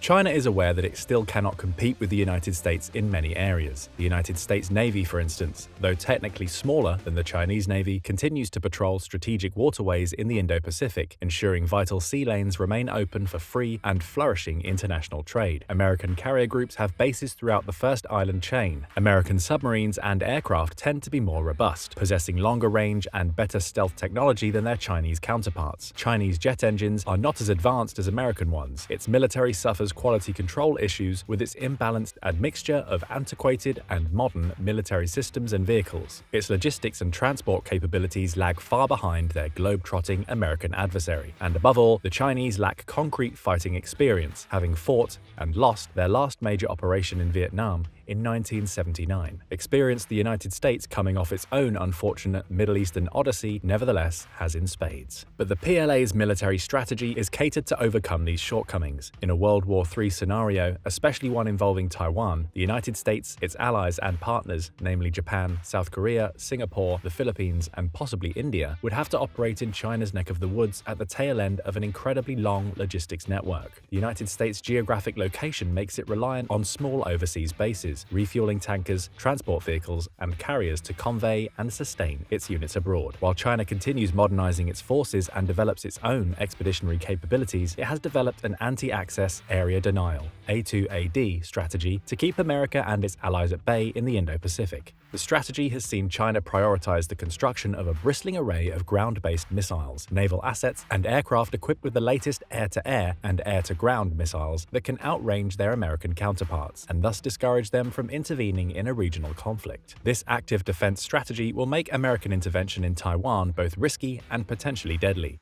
Is all of this really leading to a future world war? Most security experts will be the first to tell you that the war against China is anything but inevitable. If both powers can learn to manage their competitive relationship, they can peacefully coexist despite their adversarial posture. But wars can ignite from inauspicious sources. As Peter Warren Singer, a strategist and senior fellow at a think tank called New America and award-winning author, has written, in the coming decades, a war might ignite accidentally, such as by 2 opposing warships trading paint near a reef not even marked on a nautical chart, or it could slow burn and erupt as a reordering of the global system in the late 2020s, a period at which China's military buildup is on pace to match the US. Singer has spent a lot of time thinking about the type of war we might expect in the Pacific. The war, he argues, will be a multi-domain conflict, meaning it will transpire in the traditional domains of air, sea, and land, as well as futuristic domains like space, the lifeblood of modern military communications, and cyber, where digital military systems and civilian infrastructure may be prone to attack. The United States has not waged a multi-domain war against a peer adversary since 1945, and so many of the less lessons it learned in Iraq and Afghanistan may not be as relevant to a war with China. Likewise, America's traditional approach to wars has been to overmatch its enemies, relying on military technology at least one generation ahead to produce qualitative advantages on the battlefield. US forces can't count on overmatch in the future, Singer argues, since much of America's intellectual property has been stolen outright by Chinese spies, while its R&D has been accelerating its experimentation with space, drone, hypersonic, and cyber technologies. Still, experimentation is not the same as full-scale acquisition and implementation. China's two biggest vulnerabilities are historically significant, that it is reliant on imported semiconductors and microchips, things it cannot produce itself, and second, that it is heavily reliant on imported oil. The situation is not unlike Japan's in the early 20th century, a rapidly modernizing imperial power with a plucky navy totally reliant on oil imports to sustain itself. As it started to expand into China and the Pacific, seeking access to raw resources, the United States embarked the export of oil and other military goods. Pearl Harbor, the start of the last war for the United States fought in the Pacific, came in part because Japanese leaders viewed the war with the United States as inevitable. It needed an independent oil supply, something it would seek in the oil-rich Dutch East Indies, and it knew if it attacked, the US would come knocking, so it needed to prevent its own geopolitical encirclement by striking a knockout blow on the American fleet, then stationed at Pearl Harbor. It had a narrow window, given its limited oil reserves at home,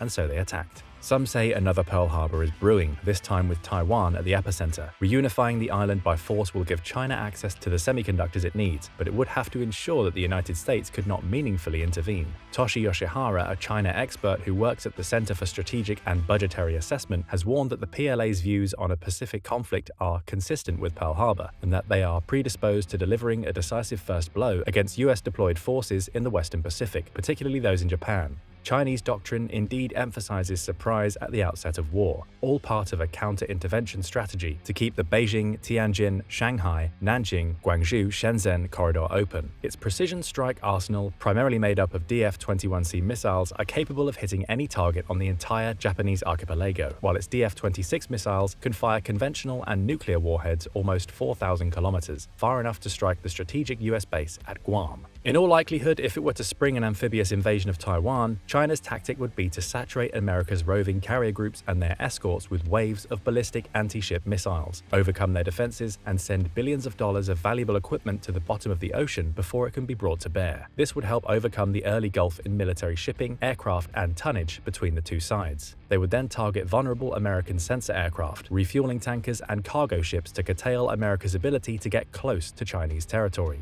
The United States has far more battle force missiles than the Chinese, meaning the total number of missiles capable of being fired in combat before resupply, but the Chinese do have enough to saturate and destroy 3 American carrier groups simultaneously, potentially turning the American naval forces in the Pacific into a moot point before a war begins. There is even evidence that they have been practicing such preemptive strikes in the Gobi Desert in western China. Such a move might be good in the short term, but short-term tactical victories do not win wars. China would then have to contend with the galvanization of American morale, the mobilization of its entire economy for war, and the possibility of intervention from many of its regional and global partners, one of whom is Japan, the world's 3rd largest economy with a powerful navy of its own. If China went to war, it would be anything but subtle. For an operation that big in the 21st century, it's almost impossible to achieve the element of surprise. Observers would see a flurry of activity in China's eastern and southern theater commands opposite Taiwan for weeks and even months prior to invasion. Ports of embarkation, airfields, field hospitals, and mobile command posts buzzing, units deploying with oil and gas pipelines, transport ships loading, commercial ships looking to provoke and escalate. The forces far from Taiwan would be placed on high alert. National mobilization efforts would increase, and the military would begin commandeering civilian vessels, ferries, aircrafts, trucks,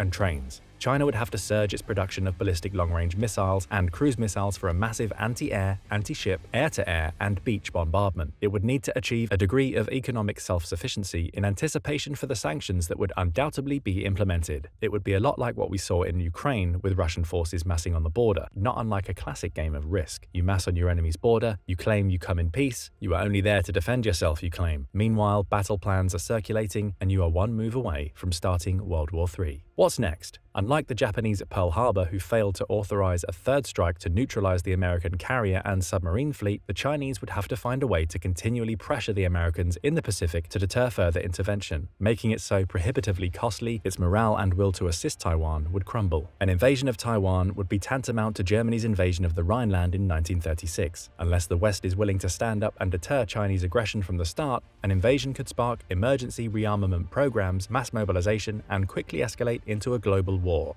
Xi and the CCP are no fools, however. They know it would be a Rubicon moment if they were to invade Taiwan, something they could never walk back from. They will have been watching Putin's adventure in Ukraine with great interest, observing firsthand how aggressive regional land grabs can spiral into an out-and-out, no-holds-barred contest against deceptively capable nations with Western backing. They know if they act, they will immediately forfeit their national image abroad and become international pariahs. In the end, China will have to figure out what ultimate victory would look like, and if it will be worth the price of an all-out war. The ball is already in their court. Reunifying Taiwan by force is a massive obstacle. Overturning an entire global order is even harder by an order of magnitude. Could China do it? Is war really inevitable?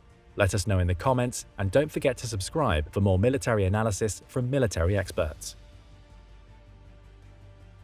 The US military is one of the most powerful militaries in the world, and its presence is felt on a global level. Literally. It has bases set up all over the world, and they are unbelievable, and also a tad controversial.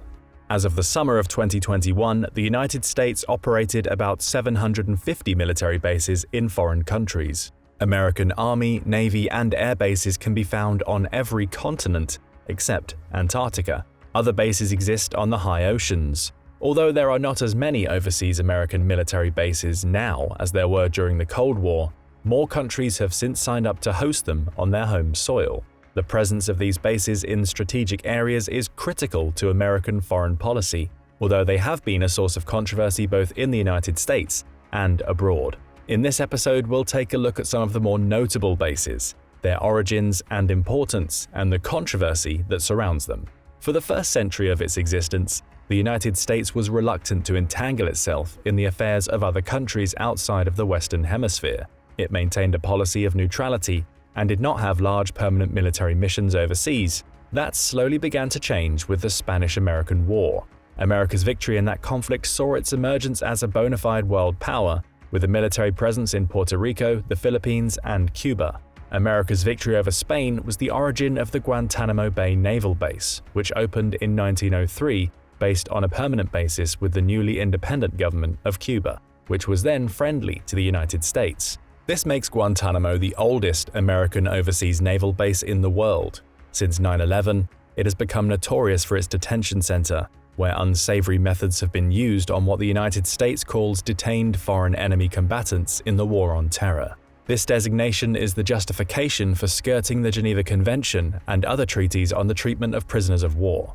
The treatment of these prisoners was a source of partisan dispute in the 2000s and led to calls among some Americans to close the base. However, Guantanamo's controversy extends much further back than the War on Terror. Since taking power in 1959, the Communist government of Cuba has repeatedly protested the base's presence on its soil. There is little that it can do about the base, however, as the lease will only end through mutual agreement or American abandonment. This is unlikely because, in addition to its use in the War on Terror, Guantanamo gives the US Navy a forward presence in the Western Hemisphere.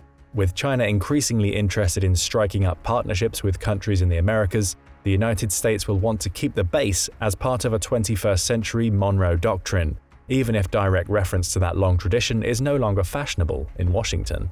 The United States also maintains a presence in the Philippines, another tradition that began in the Spanish-American War. Spain's defeat led the Philippines to become an American colony, with many military personnel stationed there. The Philippines achieved its full independence after the end of World War II, but there are still 2 small American bases there on both sides of Manila Bay. These outposts augment American power projection into the disputed waters of the South China Sea, where the Philippines is embroiled in a bitter international controversy with China over the latter's expansion into its exclusive economic zone and island-building campaign. This leftover legacy from the Spanish-American War is therefore more relevant now than it was during the Cold War, as the South China Sea becomes one of the biggest points of contention between the great powers of the 21st century. Although the United States began to assert a more formidable presence on the world stage after the Spanish-American War, it was not until World War II that it built large numbers of overseas bases. That was only supposed to be temporary too, just as it was in the First World War. Even after its victory over Germany and Japan, America was slowly but surely beginning to retreat behind its traditional frontiers, until the Soviet Union and its allies tried to exploit post-war vulnerabilities. Containing the threat of communism became the highest foreign policy priority for Washington, between the late 1940s and 1991. This priority was punctuated by the founding of NATO in 1949 and intervention in the Korean War in 1950. These policy shifts put the United States in the mode of permanent forward presence. The Korean War led to the establishment of a string of permanent bases in South Korea, ranging all over the country. These include the Chinhae Naval Base, 2 air bases, and a string of army bases, most of them near the DMZ.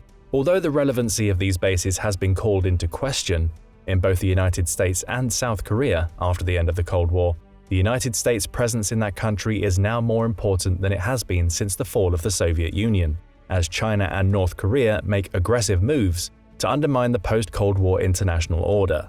The bases in South Korea give the United States a presence on the East Asian mainland, which is critical for America's ability to counter China's military expansionism and North Korea's nuclear saber-rattling. Similarly, Japan hosts many American bases. There are over 50,000 American soldiers, sailors, and airmen stationed in Japan, more than any other foreign country. The United States bases in Japan are concentrated on the southern island of Okinawa, but a few may also be found on the Japanese main island of Honshu. The bases originate from the United States' victory over Japan in World War II, its occupation of that country in the aftermath, and the subsequent Treaty of Alliance between them. This security treaty committed the United States to Japan's defense and allowed American bases on the latter's soil. In keeping with its pacifist post-World War II constitution, the arrangement was essentially for Japan to outsource many of its military functions to the United States. Japan could have a self-defense force, but not a military capable of offensive power projection. These functions would be taken care of by the United States. The American bases, especially the ones on Okinawa, have been the subject of controversy in Japan. Local Okinawan residents have long resented the base's environmental impact, noise pollution, and incidents involving drugs and criminality that have escaped the jurisdiction of local courts. However, the bases in Japan, especially in Okinawa, are now more important than they were even in the Cold War, and not just for the United States, as the Indo-Pacific region becomes the center of great power competition in the 21st century. As an example, China has recently claimed it is the legitimate ruling authority for the Senkaku Islands in Japan's southern reaches. Even Okinawa itself has at times come under territorial dispute, with some Chinese authorities claiming that Japan has no legitimate historical claim to the island. Further afield, China's naval buildup that threatens Taiwan and the South China Sea trade routes also threatens to cut Japan, a relatively resource-poor country, off from the critical material it needs to import. America's bases in Japan are vital for both countries' ability to project enough power to deter and thwart China's aims in the region. America's bases in Japan once carried nuclear weapons, but these were removed in the 1970s after controversy. Growing competition with China has prompted some Japanese leaders, including the late former PM Shinzo Abe, to suggest that the nukes may need to return there. As Japan pursues rearmament with a 2% of GDP target for its defense spending by 2027, it seems likely that the controversy of America's presence there will continue for the foreseeable future, as the Japanese people may see less of a need for the bases if they can take better care of their own security. Slowly but surely, Japan is reinterpreting the pacifist Article 9 in its constitution and becoming more militarily capable. The bases in Japan and South Korea have recently stirred controversy on the other side of the Pacific too. They came under increased scrutiny in the United States during the American presidential election of 2016. There, then-candidate Donald Trump suggested that the United States was not getting a good deal on the bases, and that if South Korea and Japan did not pay more, it might be better for them to build nuclear weapons to defend themselves from North Korea and China. The statements rattled leaders in Japan and South Korea, but as the Trump presidency was characterized by increased competition with China, the bases became more important, and he did not make any moves to change the status quo during his time in the White House. The United States also maintains an extensive military presence in Europe, with bases in Portugal, Spain, the United Kingdom, Belgium, the Netherlands, Italy, Greece, Poland, Lithuania, Romania, and above all in Germany, where around 35,000 American military personnel are stationed. Most of the German-based troops are hosted at Ramstein Air Base in southern Germany. It is the largest American military installation outside of the United States. This base had its beginnings in 1951 and was actually designed by French and German engineers and an international work crew. The 3,000-acre base was originally a swamp and the infrastructure needed to be built up by a height of 2 meters for it to be stable. Today, the base not only hosts American troops, but is an important site for many other NATO functions. Ramstein and other bases in Germany began as part of America's occupation of the country after the end of World War II, which is partly why most of them are still in the south of the country, which was the zone the United States was given responsibility for. Germany was at the center of Cold War tensions, making the American bases there more important and permanent. The bases gave the United States and its NATO allies the ability to rapidly deploy and supply the troops that would be needed on the front lines of a confrontation with the Soviet Union, which controlled all of Eastern Europe and much of Germany. But things have changed dramatically since then. The relevancy of Ramstein and other bases in Germany has been called into question in recent years with NATO's eastward expansion after the end of the Cold War. Many American policymakers on both sides of the political aisle, Donald Trump being the most well-known, have questioned the continued need for these bases, as Germany has persistently and stubbornly fallen short of the NATO mark of spending 2% of its GDP on defense. Meanwhile, the geopolitical fault line with Russia has shifted far to the east, as the war in Ukraine and tension along the Baltic Sea shows. Even President Obama, who was very popular in Germany, derisively referred to the Germans and other NATO allies as free riders in a 2016 interview with The Atlantic for not owning up to their NATO defense spending pledges. In response to Germany's negligence and new strategic reality, some policymakers have called for the bulk of American troops in Europe to be shifted eastward to Poland, a country which is meeting its NATO obligations and is closer to the European geopolitical fault line of the 21st century. Initial moves of this sort were made in 2020, when some American troops were sent from Germany to Poland. The Poles agreed to fund some of the infrastructure and logistical support needed to make this happen. The move came as part of a broader redistribution of American troops around Europe. In June of 2020, then-President Trump announced his intention to cut American troops stationed in Germany to 25,000, with a redistribution of about 10,000 of them to bases in Belgium and Italy. After Russia's invasion of Ukraine, Germany announced that it would modernize its military and spend 2% of its GDP on defense, but over a year later the math still does not add up, according to the German Economic Institute, a think tank based in Cologne. In March 2023, Germany put its pledge in writing to show more seriousness. However, there are still skeptics who say they've heard this before.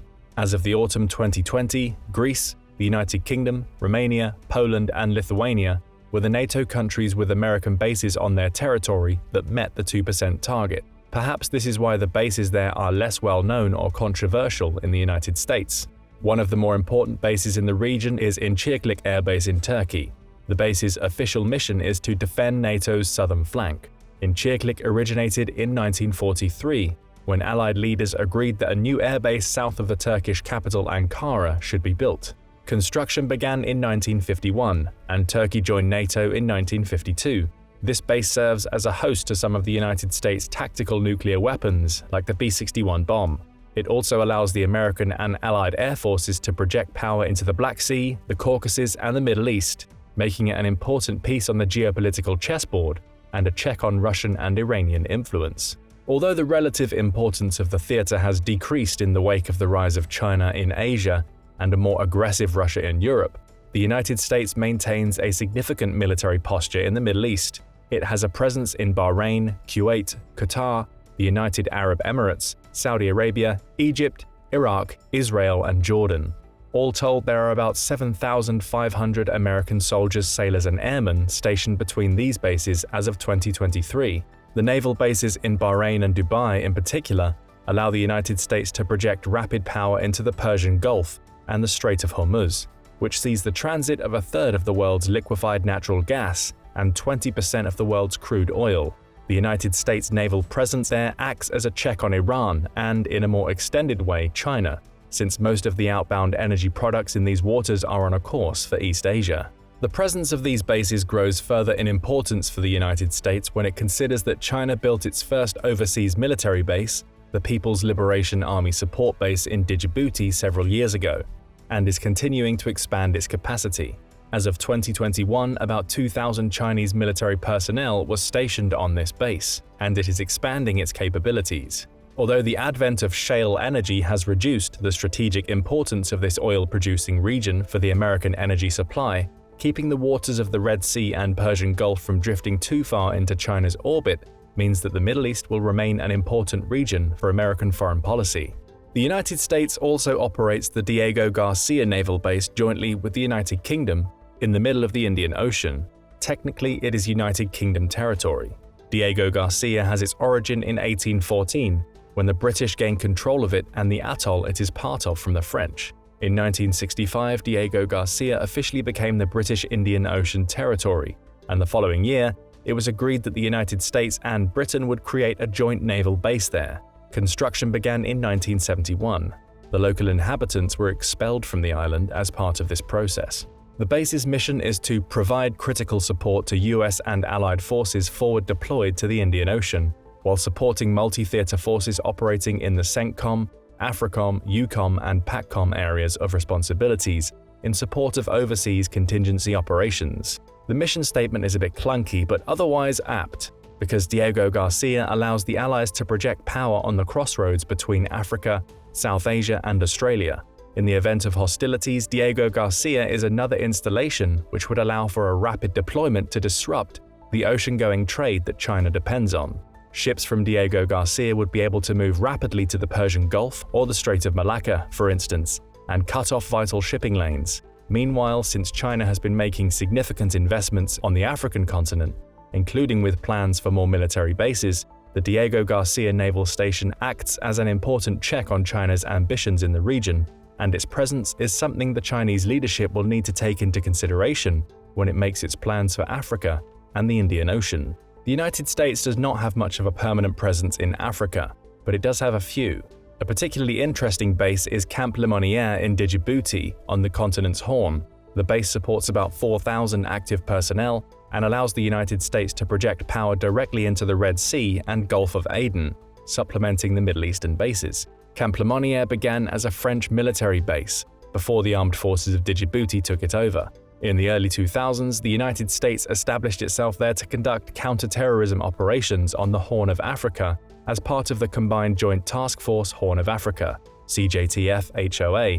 Now, as the United States shifts its strategic posture away from the war on terror and toward great power competition, Camp Lemonnier takes on a new importance. As we have also seen, this base is close to China's only overseas base, allowing the United States to more easily monitor and quickly check the activities of its primary strategic competitor.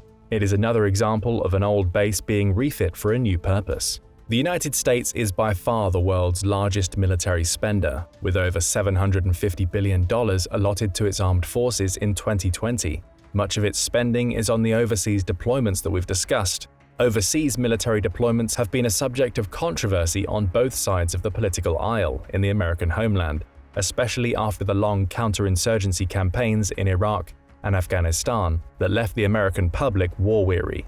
Many Americans wonder why the United States spends so much money on overseas military commitments instead of taking care of needs in the homeland. This is a tendency that has been strong ever since the foundation of the American body politic, and most famously expressed in George Washington's 1976 farewell address, when he told the nation he wished to steer clear of any permanent alliances with any portion of the foreign world. The United States became the world's unwilling and accidental superpower in World War II, but its founding fathers' words remain a big part of America's psyche. Russia's invasion of Ukraine changed the political chessboard somewhat, as most Americans support arming the Ukrainians and checking Russia's further ambitions in Europe. Most Americans also recognize the dangers China poses, especially in the wake of the COVID-19 pandemic. However, there is still an extreme reluctance for new overseas combat missions by the American military. As America's allies like Japan and Germany pledge that they will rearm and therefore bring their own checks to foreign adversaries like China and Russia, the American overseas bases may be called further into question by people on both sides of the ocean. The American people could feel less of a need for their expense, while those in other countries may feel less of a need for their security presence and the environmental and social costs that come with them. Time will tell, though it's unlikely they will be going anywhere soon. But what do you think about America's overseas military bases? Which ones have grown more or less important, and are some of them still necessary? Let us know in the comments, and don't forget to subscribe for more military analysis from military experts.